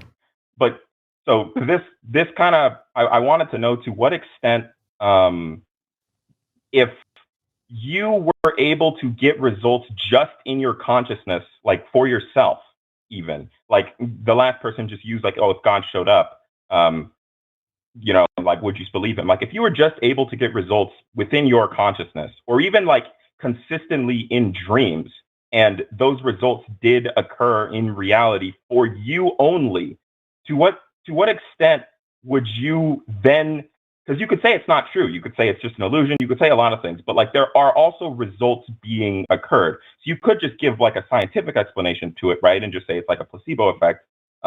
But how many of those would have to happen before you would then say like, okay, something's going on here. This is actually worth investigating. Okay, I think I understand what you're saying. If I was the only one that knew that it was true, how would I go about like determining that, or how would I prove it to others? Is that what you're asking? We lost him again. Just glitching audio. Last time it sped up after he reconnected. I don't know what's going on. It's weird. I mean, is that a correct interpretation of the question, you think, Matt? Did I misunderstand it? I think so. It felt like he was saying, hey, if you were getting something out of it, but you knew you were the only one. And my immediate take on it is it would depend on what the actual tenets of the religion are, what the claims are. Because if I'm practicing, like, let's say, my version of Christianity, and I'm feeling, positive and filled with the Spirit, I feel like I'm getting guidance and stuff like that. Look, I'm not saying you should. Oh, you're back. He's back. Restate the question then, Luna, because we were debating as to whether we understood it correctly.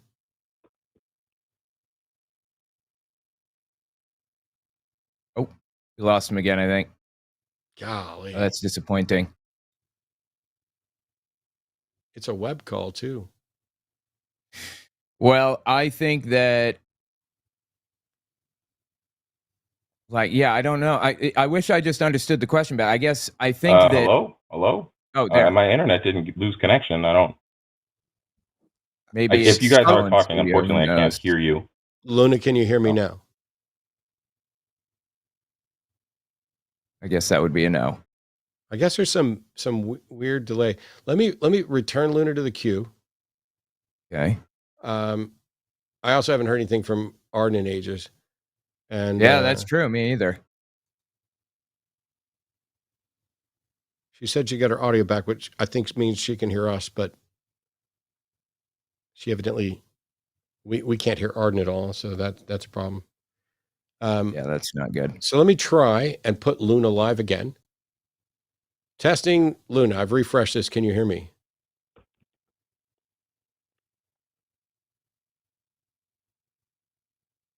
Nothing. Okay. I'm going to put Luna back in the queue. There's one more web call on here I'm going to try to take just to see what happens, see how long the lag is. Antonio in London, can you hear me? Hello? Antonio, can you hear me?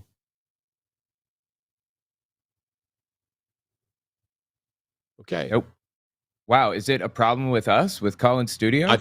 I genuinely think that it's a problem with Arden's setup right now.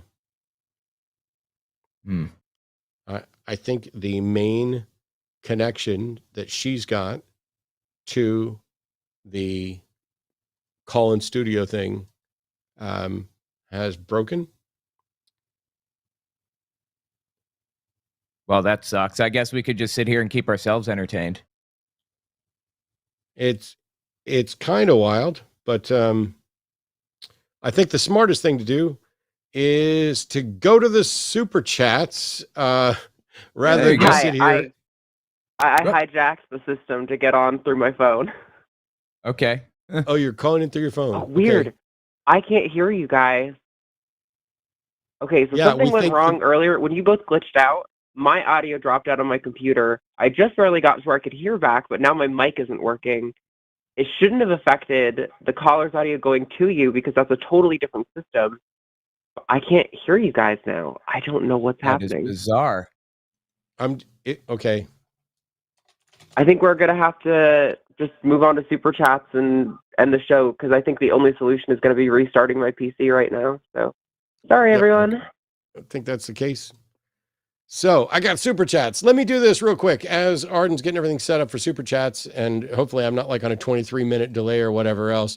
First, I'll do reminders about all the upcoming events and shows here on the line. So you're watching the Hang Up tonight. Owen and I have been here. And tomorrow, Transatlantic Call-In Show is going to be Josie and Dr. Ben. And so if you have questions about voting or anything else, Josie's a great person to talk about. She's going to have probably way more patience than I do. And we'll probably be up to date on a number of different things, including for the people who are like, oh, I don't think Joe's, capable. She's going to have the same information that I have ready about, what the administration's actually done successfully, what they failed to do successfully. But are you better off with Biden? Are you better off with Trump? Having those kind of discussions could be a big deal. In addition to Transatlantic Call-In Show tomorrow, this Sunday on the Sunday show at 2:00, I'll be on with Eve. Yay! And then the Sunday show after dark is going to be Aron Ra and Seth Andrews. Skeptalk on Monday is going to be John Gleason and Janice Selby. Eve's going to be back with Alyssa for Chewed Gum next Tuesday, and I'll be back for another episode of The Hang Up next Wednesday with David Fitzgerald. So I've already gotten this started. Huge thank you to our call screener and our moderators and everybody else. I'm ready for Super Chats. There we go. Right off the bat, a blank one. You can read the blank one. That'll get us started nice and quick, and then we can alternate. Okay. Here you go. Ready? There it is. What do you guys think? Did I do a good job? I think that was outstanding. Thank you to Greg Markowski. and a follow-up from Greg Markowski. With the world being so depressingly stupid right now, it sure is great to have the entire line gang, hosts, mods, and chat to hang out with every Wednesday. Thanks, everyone. Thanks, Greg. We're going to try. I don't know that I have any right answers right now. Does anybody? Oh, this one's yours to read. Oh, it is? Okay. From Melissa Jeswald, I had to lol at a news clip showing missionaries fleeing Puerto Rico in the face of the hurricane. What, they can't stay and pray it away? Guess not. Yeah. I know that people tend to lean on prayer an awful lot when it just it doesn't work. Like, I hear evangelicals constantly saying they're praying the gay away. They're praying gay leaves America. Well, I mean, there's still gay people here. So did the prayer not work, or what's the deal? You know? I don't know. It's funny. I was watching the information on that hurricane, and we hit for the first time ever, we hit a Cat 5. I think it was Cat 5 in June. I'm pretty sure, but we set a new record for the highest speed or classification hurricane in the month Rico of June. One? Yeah, Beryl. Because on I didn't June hear about 30th, it. How did I miss that? On June 30th, just as it was getting ready to hit like Trinidad and Tobago, it got up to either Cat 5 or crossed the 100-mile-an-hour line or whatever it was. Wow. That set a record for June. So it's wild. Nuts. $10 from Jared Bear Fuller. Hey, Jared. Sorry to hear you got the Rona. Yeah, I had it during the beginning of the pandemic and it was horrible. Hope you feel better soon. My 30th birthday is this coming Monday. Well, happy birthday to you. That's as much as I'm actually going to sing. I mean, I appreciate that support.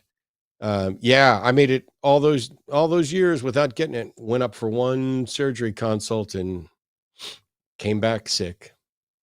Yeah, there's like a statistic out there. It's I forget what it is. There's some number like 1 out of every like 1,000 people has not caught COVID at this point in their lives. It's super, super rare.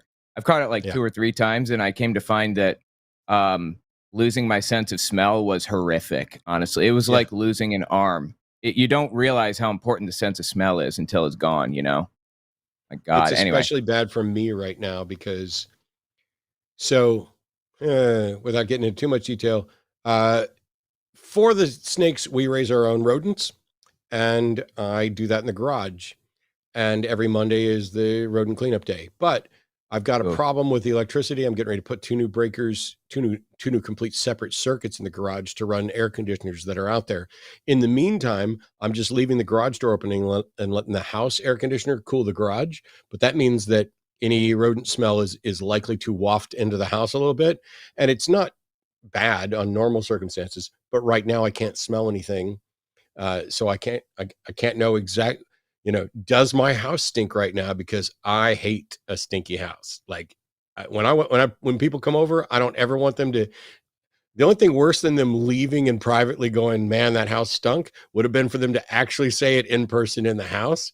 I don't ever want that to happen. But COVID has taken my sense of smell. So. Yeah, I hate being nose blind in general, but seriously, it's like really, really bad. But anyway. From Tattooed Granny, get well soon, Matt and Arden. Keep up the good dude fight. Thank you so much, Grant. Yeah, I saw a meme that was like, in every household, there's one smell that only those people are nose blind to. And that's probably true. But $9.99 from Kayla Martin. Thanks for the decades of exposing fallacies. Thank you, Kayla. I hopefully have more decades of doing that. Absolutely. Legend of Kitty, this is my first live stream, and I've thought long and hard about what I wanted to ask on my first super chat. The question is for the both of you. What is your favorite dessert? New York style cheesecake for me, personally. I live in New York City, Manhattan, so. See, anybody who knows me knows I hate being asked what's your favorite X question, because for most things I don't have a favorite. I was going to say ice cream because that's generally what I tend to eat most often, because ice cream has a lower glycemic index than some other things I could do. But then the second you said cheesecake, I realized that actually is my favorite. And in particular, Junior's. Junior's, I'm unfamiliar with that cheesecake. It's in New York City. Okay, I'm writing this down. I didn't know that existed. All right, Junior's cheesecake. Junior's it's right there, I think. Got it. It's right like in the downtown. It's a diner that's really good. Junior's is amazing. My old favorite, Manhattan, so. Yeah, and my old favorite was Carnegie Deli. And we would actually fly Carnegie Deli cheesecake down here to Austin for a local deli called Manhattan's that's gone out of business. But that's cool. Yeah. I used to go to Magnolia Bakery, but now we're going to Paris Baguette lately. I'm in uptown Manhattan, so a lot of the downtown stuff, I have to like do a little bit of a travel to get there. It takes 30 minutes or so at least to get anywhere in Manhattan, so that kind of sucks. Well, but it's definitely Manhattan. sneak down and have Juniors some night. I think they're open 24 hours. It's a good little diner. Sneak down there, Juniors, have it some night. Let me know Absolutely. what you think. Because if you I know a will. better one, I haven't had it. Magnolia is pretty good. $15 to So-Called Dan. Thank you for your service, Matt. Thank you, So-Called Dan. From Monkey at Typewriter, woke adjective, any idea that makes conservatives feel icky in the peepee. Okay. Any attempt to stop the forward march of fascism? Or 3, whatever dear leader says it is. Sadly, this cancer stage 4. Yeah. Interesting. Fascinatingly, like there are different things, different words that people seem to latch onto. Woke today was SJWs like 8 years ago or something. And Yep. then there's DEI and CRT. And there's a cycle of ridiculous words that people fearmonger about, you know. Sadly, I fell into the SJW thing, or anti-SJW. I was an anti-SJW for a while, but I got better, so. Yeah, and what's fun, so, well, we're not going to get into it. People talk about the various infighting, you know, in the community and other stuff like that. Yeah. There was a moment in time where Owen and I could have had like beef, and then Yeah. we talked and didn't, Yep. which I love. But $10 from Sheridan Bernasconi. If you love anyone, non-SSDI or Social Security retirement, please vote blue. When they take all the monies from Social Security, we won't receive funds and won't be able to buy food or pay rent. Yeah. I had to tell somebody off today. Somebody said nobody over 55 should be working. They should be forced into retirement. And I was like, Okay, fuck wow. you. I mean, well, don't get me wrong. If you want to pay me to not work, I'll do it. But I don't want to quit working. Don't force me into retirement when I'm fine. It's an enjoyable job, yeah. 100. Ooh. Oh, is it just me? had audio. I think so, but we just had an audio thing. Oh, okay. Go From Jeannie Elizabeth, hey, Matt, big fan of you and Arden. Thank you for all you do. Thank you, Jeannie. I'm a big fan of Arden, even though Is we this can't hear working her right now. Oh my God, I just heard Oh my God, Arden. it is. Oh my god. It's been like 45 minutes of me wrestling with this fucking audio problem. I'm glad it worked We were now making at the it, end so. of the fucking show. You want Anyway, to start taking calls again, honey? no, it's already closed out. Keep moving along. We got it. $10 from Orson Zed. Neoliberal friends keep posting Trump memes unconcerned about how badly Biden is doing. How can I communicate to them how bad an argument it is to public that is mostly vibes based? I only know what I've been doing. And that is Arden and I watched the debate and we sat there the whole time looking at each other and going, this is bad. This is bad. Biden's having a bad night. And a lot of it, I seriously, without rehashing all of it, go over to my personal YouTube, watch the video that I just did reviewing the debate, because I think there's a lot of points in there that are potentially valuable, including what needs to happen in the September debate. And if the Biden administration wants to bring me in as a secret coach to talk to Joe about my thoughts on it, I'll be happy to do it. You don't even got to pay me. But the important thing is, as somebody who does debates, I show up with notes. I don't bring too many notes, but I show up with notes. And I don't sit around rehearsing the timing on my statements or trying to get everything down to sound bites. I'm more freeform. I do things live. I get stuff wrong in probably every show and every debate. I hope not, but let's be honest. There's going to be errors and mistakes out there. In the video that I did about the debate, there is me misspeaking.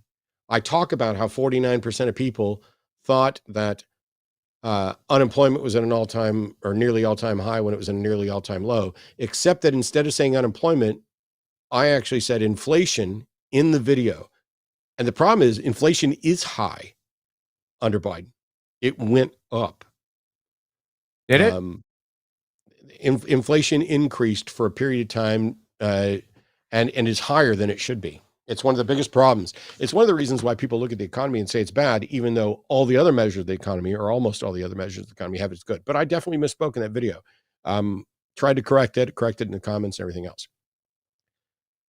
I can tell you, I've gotten up out of my chair when I'm stone sober, walked into the kitchen, and completely forgot why I was going in there. I'm 54 years old. Or am I 55 now? I'm 55 now. Wow. See, I don't even know whether I'm 54 or 55. But yes, I've walked in the kitchen. 69. Thank you. I've walked in the kitchen and forgotten what's going on. I've started conversations with people and forgot where I was going. That's the way a brain works sometimes. I find it impressive that someone his age was able to have cogent responses with factual data that was accurate and truthful, although there may have been mistakes, on a variety of topics at which he is in fact qualified to address. And he does all this without notes and without assistance. When he's in the Oval Office, he's not required to be without notes, to be without assistance. He's got plenty of people around there. Hey, what's that thing there? Let me remind you of this. I mean, I would surround myself with people specifically. You are the team that's focused on this, and you are this portion of my brain to feed me the information when I need it, type of thing. The notion that we are somehow voting for a lone individual to know and do it all and respond to all of it is ridiculous. And if you took a transcript of that debate, which I think is what we should do, because the visual and the audio isn't always a good way to tell. Debates are performance, debates are theater. Trump performed better and was better theater for the bulk of that debate. But if you just do a transcript and looked at how many times Trump avoided answering the question, or tried to get some dig in instead of answering the question or before answering the question, and then compared which of them said truthful things versus which one said untruthful things, Biden wins that debate on the merits, on the facts, on the truth, on qualifications, everything except for which one inspired confidence with their speech and mannerisms. That's it. And I think to remind people of that in preparation for the September debate and hoping that it's better. But at the end of the day, I'm more confused about people who are still undecided. How apathetic or uninvolved and unconcerned can you be to still be undecided on this? It just boggles my mind. Yeah, I agree. God, there was something else I wanted to say about that, and I suddenly just... Oh, yeah.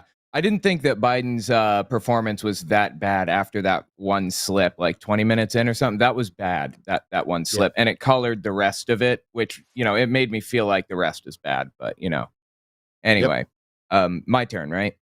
Yo, Matt, with regard to clickbait and political commentary, your take on TYT's constant Biden bashing, a debate with you and Jank to help expose their dishonesty in messaging would be great. Best.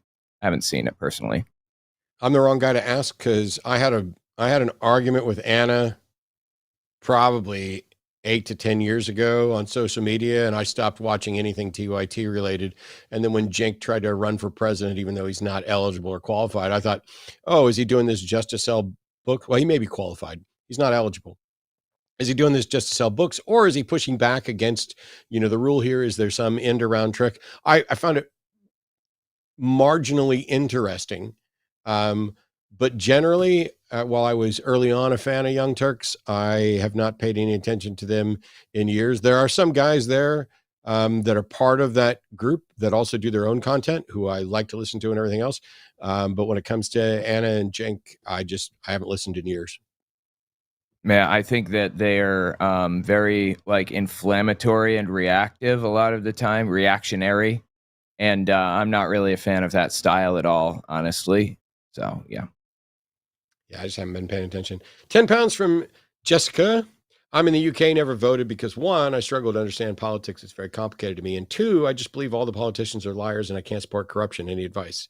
Well, once again, I'm not in the UK, but I get that people sometimes struggle to understand politics, but you should still be able to look at the positions of the top two candidates and decide which one you more easily align with.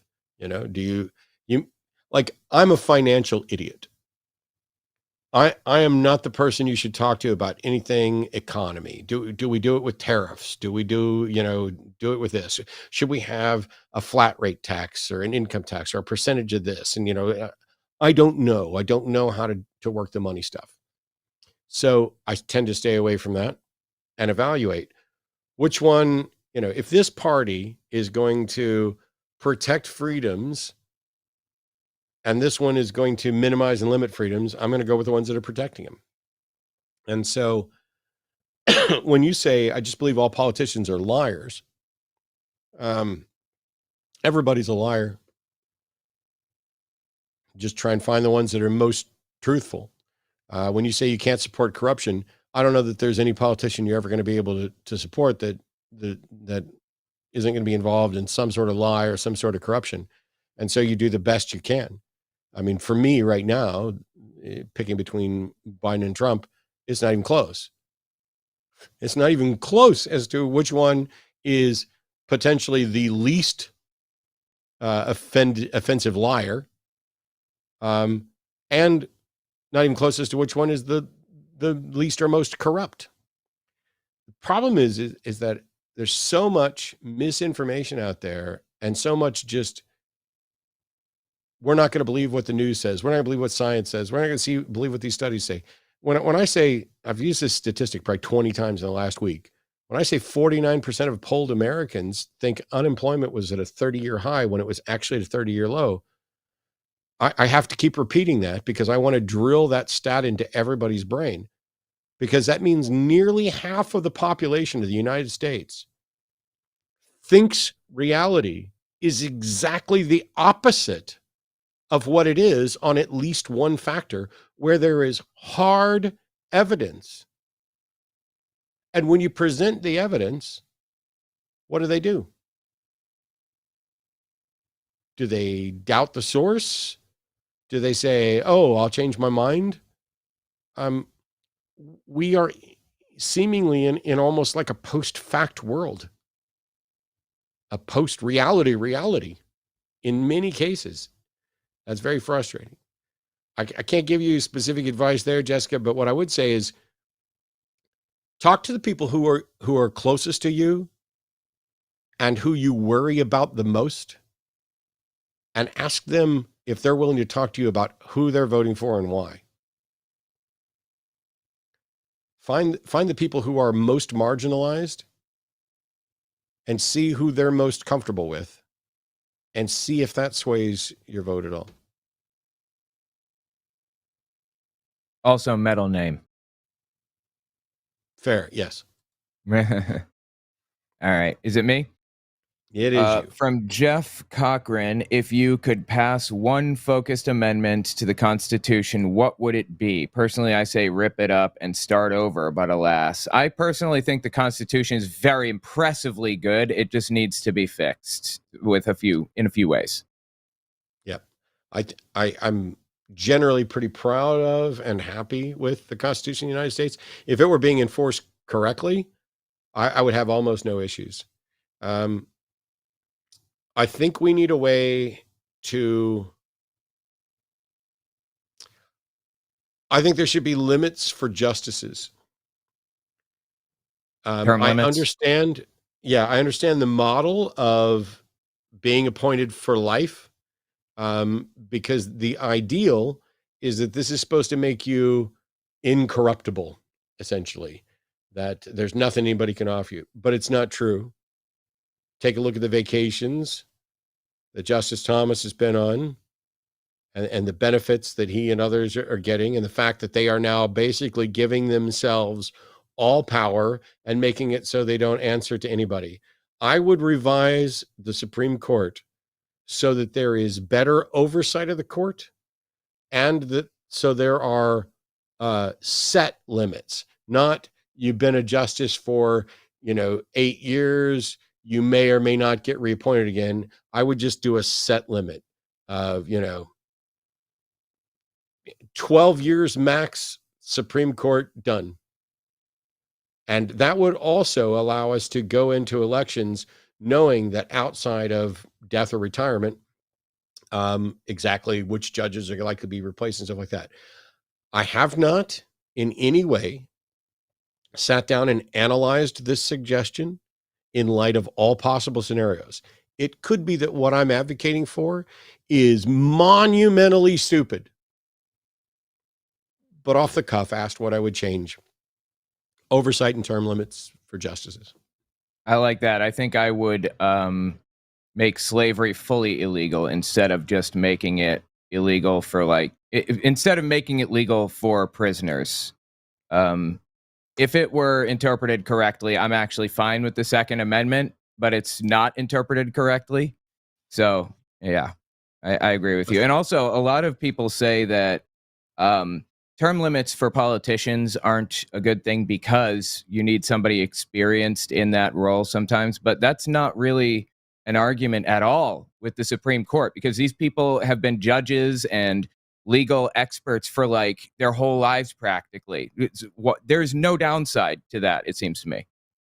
Yeah. I could be wrong, but we'll wait and see. Was it me or you? I don't know. Go for it. Okay. From Dante Verona, if Trump wins, I suspect Thomas and Alito would retire. Trump would then nominate 2 young reactionary right-wing replacements, provided he has the votes, and you're going to sit on your hands, not vote, and let it happen? Yeah, 100% agree. Yeah, and I don't think it's just going to be... Yeah, I definitely think Thomas and Alito would probably do that.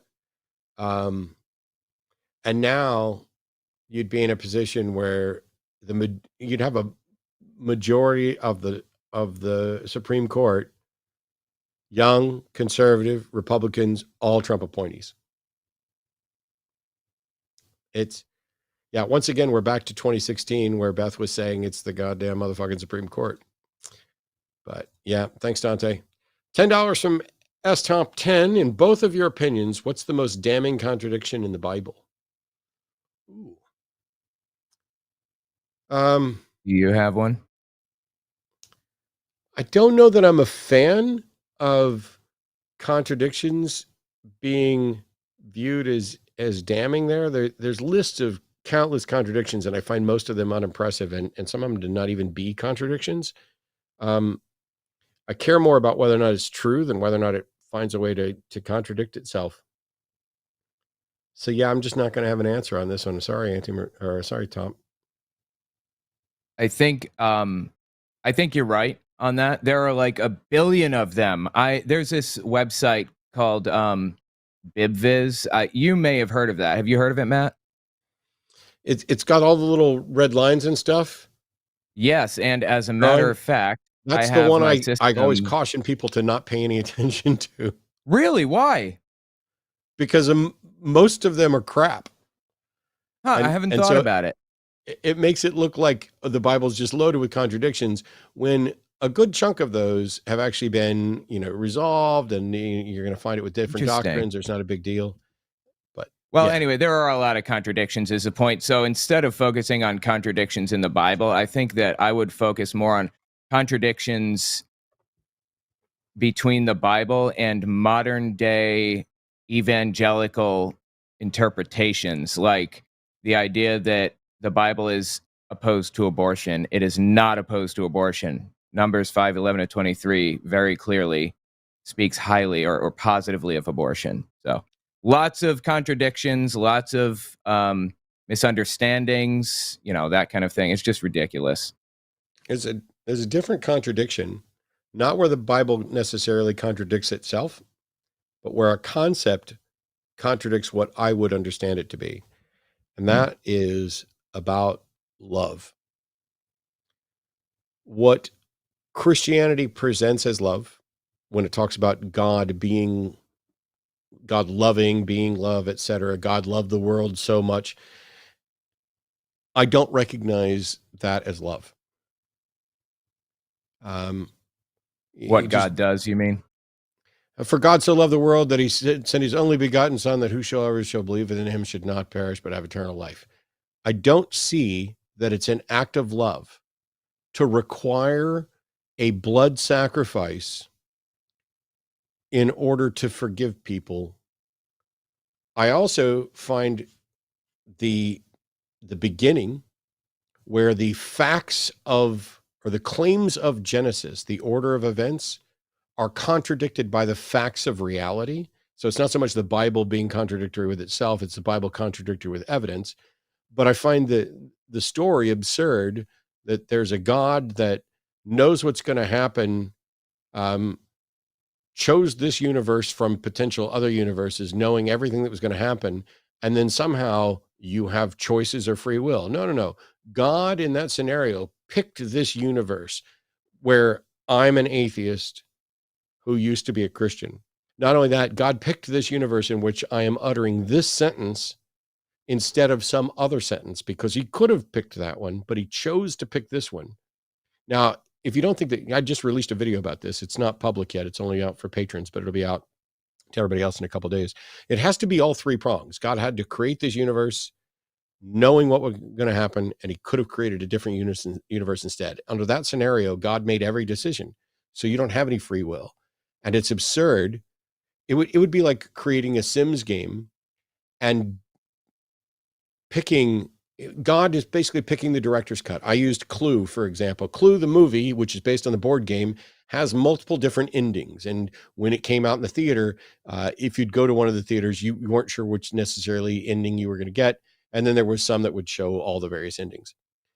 If instead they filmed 4 different endings and the director released the director's cut of Clue with one of the 4 endings, that's akin to what God is doing. Nobody had any say in the ending other than the one that God picked, other than the director at that point. So anyway, that's a video that's coming. Me? Go for it. Okay. How do you handle, from Ante Meridium, how do you handle the persistent stress/anxiety from month after month of people trying to strip our rights and install a fascist government? Local voting just feels like a little too late. Too little, too late. How are you dealing with it? How am I dealing with it? Yeah, we talked about this a little bit at the beginning. We did, yeah. I try to distance myself from it, and I distance my audience from it too. My job is to cover this stuff, just like it's your job. But I try to, if something is really bad, I try to find positives about the situation and find amusing stories to cover throughout the period of time that, this stuff is happening, rather than fear mongering and freaking people out even more and stuff like that. So that's how I do it. Yeah. I've always been really good in the whole time I've been active in the secular community of finding downtime for me and doing the things that I like. So while you guys see me here on Wednesday night, and I love being here, this is a little bit like therapy for me.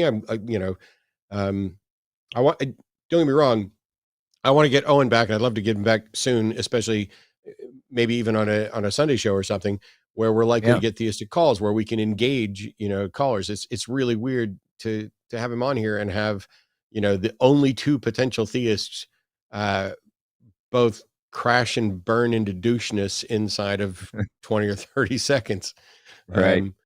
But we occasionally get the bigots and I'm going to own Zor the thing. It's really easy. And everybody can see it. And the thing I keep pointing out is pay attention to what they don't answer. Pay attention to what they won't answer. Because if I was a Christian and believed that I had an evidence-based argument to support the existence of God, and I decided to call into a show like this, I'm just going to say, my name is Matt, pronouns are he, him, I believe in a biblical God, and I can present my justification for why I think you should believe in it too. At no point am I going to be asked to call doofus. Am I going to do a distracting fit about what pronouns are or should be? And when the hosts say, what God do you believe in? I'm not going to be like, well, before we do that, I'd like to ask you and when you were a believer, what was your soteriology? You can do whatever pretentious little quiz thing you feel like to see what I do or don't remember from, ages ago, or whether or not I was a Christian of your type, and it won't change a thing. You could find out and demonstrate that you have the one true version of Christianity, and that I was an absolute dumbass, uninformed, clueless buffoon in the wrong church with the wrong version of Christianity. And you could come on the show and demonstrate all of that is true about me.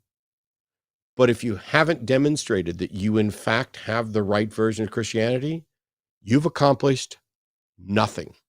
And that's why you dumbasses try to make it about me. It's the reason we started the show called End Boss, because instead of coming in and doing what you're supposed to do, which is be the best representative of Christ on earth, to do what 1 Peter 3:15 tells you to do, which is to give the reason for the faith that's within you, to do what you're instructed to do, you're not doing it. Instead, you're making it about me. Matt wasn't a real Christian. Okay, that still don't prove you're right. Matt doesn't understand this, which doesn't prove you're right. Matt doesn't know about that, which doesn't prove you're right. Every single time you dumb motherfuckers make it about me, I win. I win. Because what I'm sitting here saying is not, I was right and I was a true believer and I know everything. It's, I'm not convinced that a God exists. And to date, nobody's been able to demonstrate a good reason for me to change my position on that.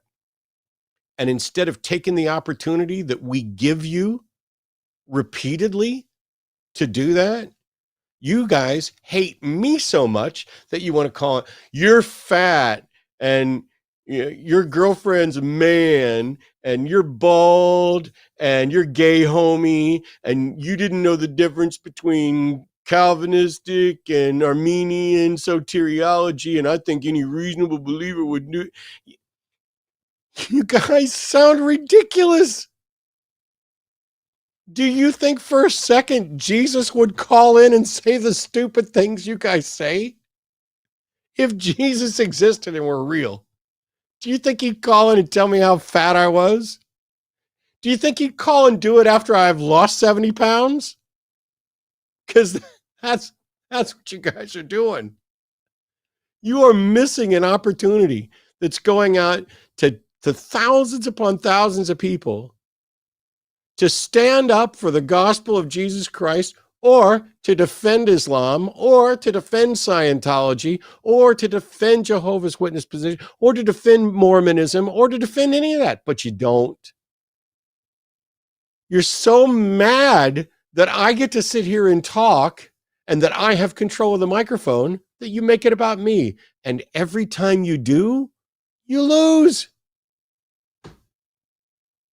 I wish somebody would call in with a goal of winning for God. But that's how I handle the stress, Anti-Meridium. I have fun with it.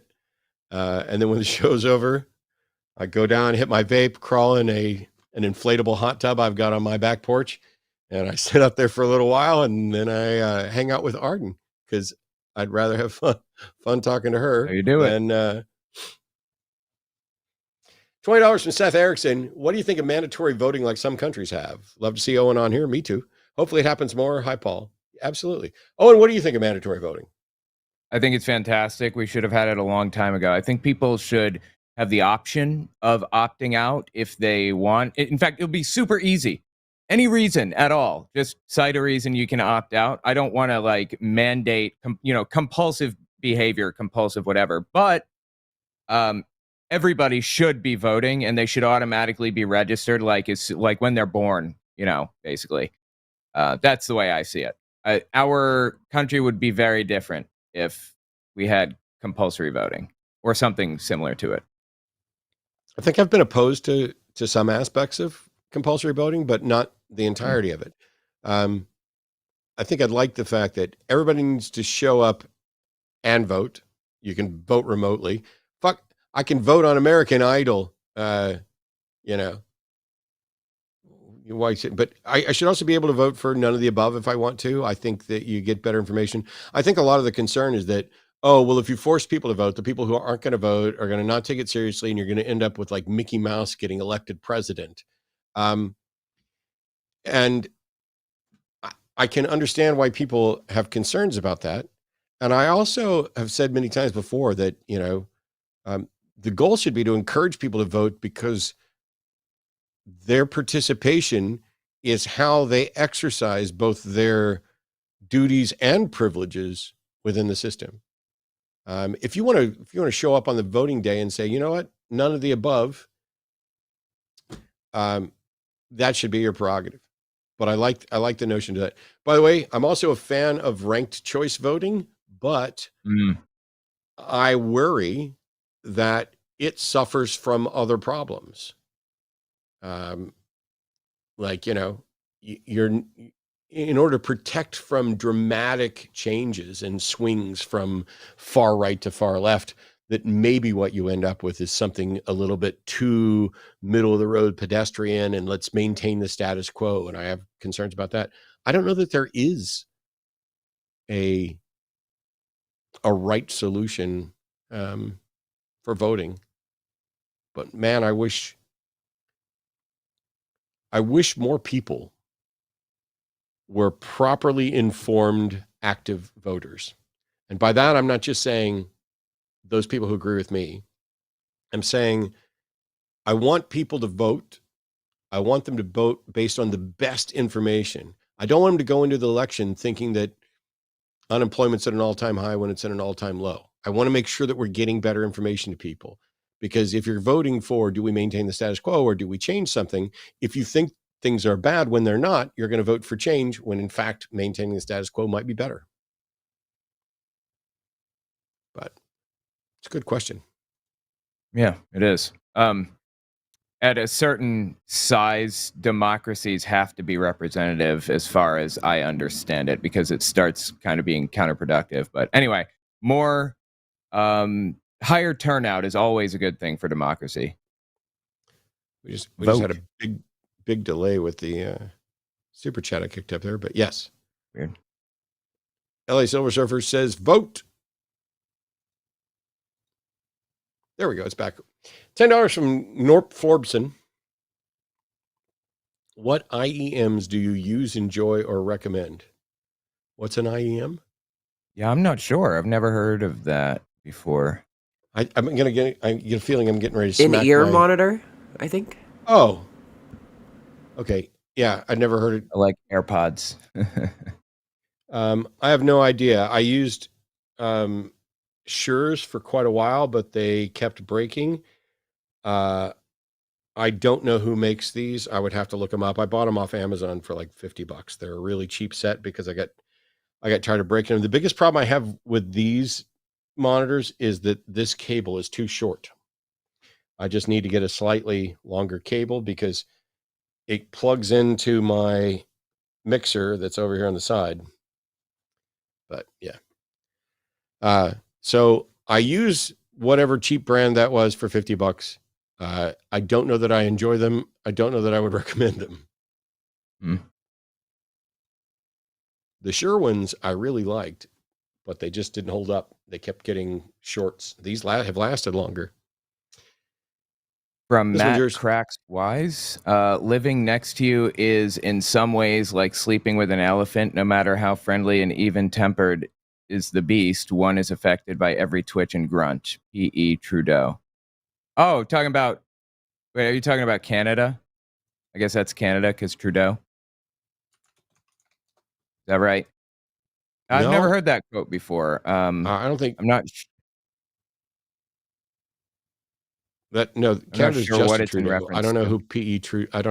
Trudeau is. Right. I looked it up. These are KZ-ZS10 Pro.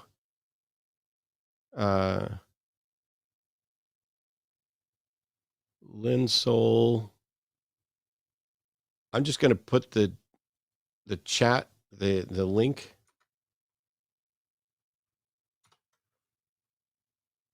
They're at an all-time low price drop. They're $40. Hell, I might just buy a spare as a backup, but I'll put that link. Oh, you said in you wouldn't chat. recommend them. Well, somebody wanted to know what they were. I'm saying I'm not going to say they're the best or anything, but I'll put it Okay. in there as they're $40 and they've lasted longer than the $100 shares did. All right. But yeah.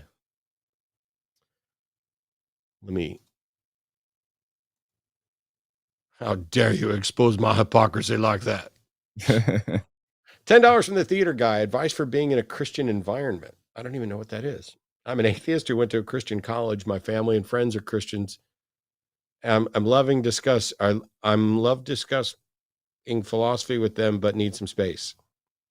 Find yourself a local secular community or some secular friends that like to hang out and drink. You can spend all your time discussing philosophy and having arguments and disagreement with your Christian friends. And then on Thursday night, you can go hit the bar with your godless heathen friends and trash talk all the conversations that you just had. The community is super important in the atheist sphere because we lost it when we, left religion. Yeah. I'm about to get off of here in just a minute. I hope that's not a problem. We got 3 more to go. Oh, perfect. Okay. Is that me? Yep. Dr. Ben, welcome. Good seeing you. Have either of you heard of the Gloria Vale cult from New Zealand? Just went down a rabbit hole about them. No, Gloria Vale. I will check that. Gloria Vale cult from New Zealand. I will keep a lookout for that. I'll have to check it out. Is there like a documentary or something, I wonder? I don't know. I've watched a lot of documentary on him. I haven't heard that one yet. Thanks, Ben, but that's definitely more up Owen's thing there. Daniel just said thanks, $9.99. Thank you, Daniel. And the final super chat for today, and I'm sure somebody will get one in it's while me. Owen's reading this. Jason, just off work and tips were good. So here's some cash monies. Love that Owen is on today. Glad to be here. Excited to rewatch. I've taken the YGH and made it my own IGH. I'm gay, homie. Keep up the mission. Okay. That's cool. YGH, I'm not familiar. That's but me. That sounds good. Yeah, so YGH is about me. Basically, there were so many people who were doing the, as soon as they found out that Arden and I were together. And this one guy comes in on one of my YouTube videos and he's just like, "You're gay, homie." And I thought that was just so funny. And we put it on t-shirts and mugs and all kinds of stuff. And I was like, go for it. Like if I was gay, I'd have a problem saying it. It's wild. So since we didn't get to engage too much with theists, first of all, we will do everything we can to get Owen back on here, especially maybe on a Sunday show or whatever else. Yeah.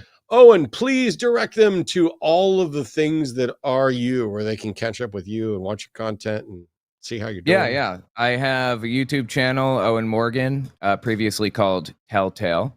I talk about religion and cults and extremism and things like that, propaganda. I also have my Fireside Chat channel, Owen Morgan Fireside Chat, where I talk about politics. And I wrote a book about Jehovah's Witnesses, their history, their beliefs, their culture, their everything, owenmorgan.com. And then Owen Morgan Unfiltered, where I kind of sit here, play games, and listen to Nutter Butter, spread Nutter Buttery all over everything. So sweetness. Yeah. All right, so here we go. Let me put a bow on all this. First of all, huge thank you to our call screener, our moderators, everybody else, and to the people who tried to call in, including the people who tried to call in and failed. I apologize for any technical difficulties. I'm not going to apologize to the individuals who couldn't answer simple questions. And as I've said already tonight, keep in mind and watch to see what questions they avoid answering. We give people opportunities here, and we'd love for them to take advantage of it. If in fact there's a good reason to believe in a God, I'm done being an atheist. I may still actively oppose that God and that religion, but I'm definitely done being an atheist. And the very notion that a God could easily do this and God believers could supposedly, if they've got good reason, call in and tell what that reason is and have the discussion, and yet they either don't or they fail, is a very telling scenario. Don't forget about the Translated Call-In show tomorrow, where you'll get an update on all the other shows, where you will hear from Dr. Ben, who just sent a chat, and Jose Caballero. Please, there's a lot coming. There's a lot coming down the pipe with regard to presidential immunity, with regard to sentencing, with regard to elections, with regard to debates. I'm very frustrated with the Dems. I am very frustrated with Biden's performance in the debate. That does not mean that I have any desire to throw in the towel. And it does not mean that it changes the nature of this upcoming election. As much as there are third-party options that I might prefer in certain scenarios, the reality is, unless something catastrophic happens, the next president of the United States is going to be Joe Biden or Donald Trump. You need to vote to say which one you would prefer.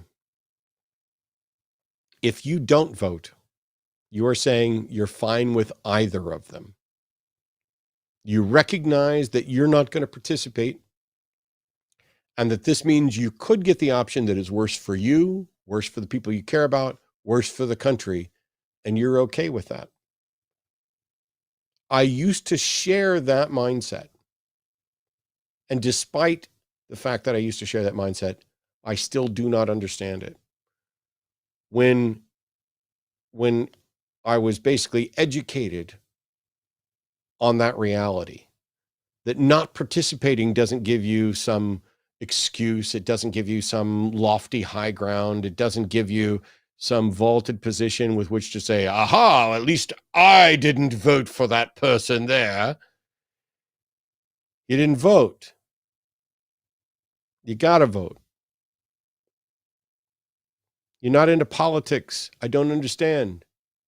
Do you not care about your livelihood, about the climate, about people's rights, about Roe v. Wade, about LGBTQ rights, about how we spend our money, about whether or not we're going to do anything to reduce inflation or unemployment? I don't understand not caring about those things. I don't understand the potential privilege that one must have to be able to sit back and say, I recognize that this might be the most important election in history for the United States.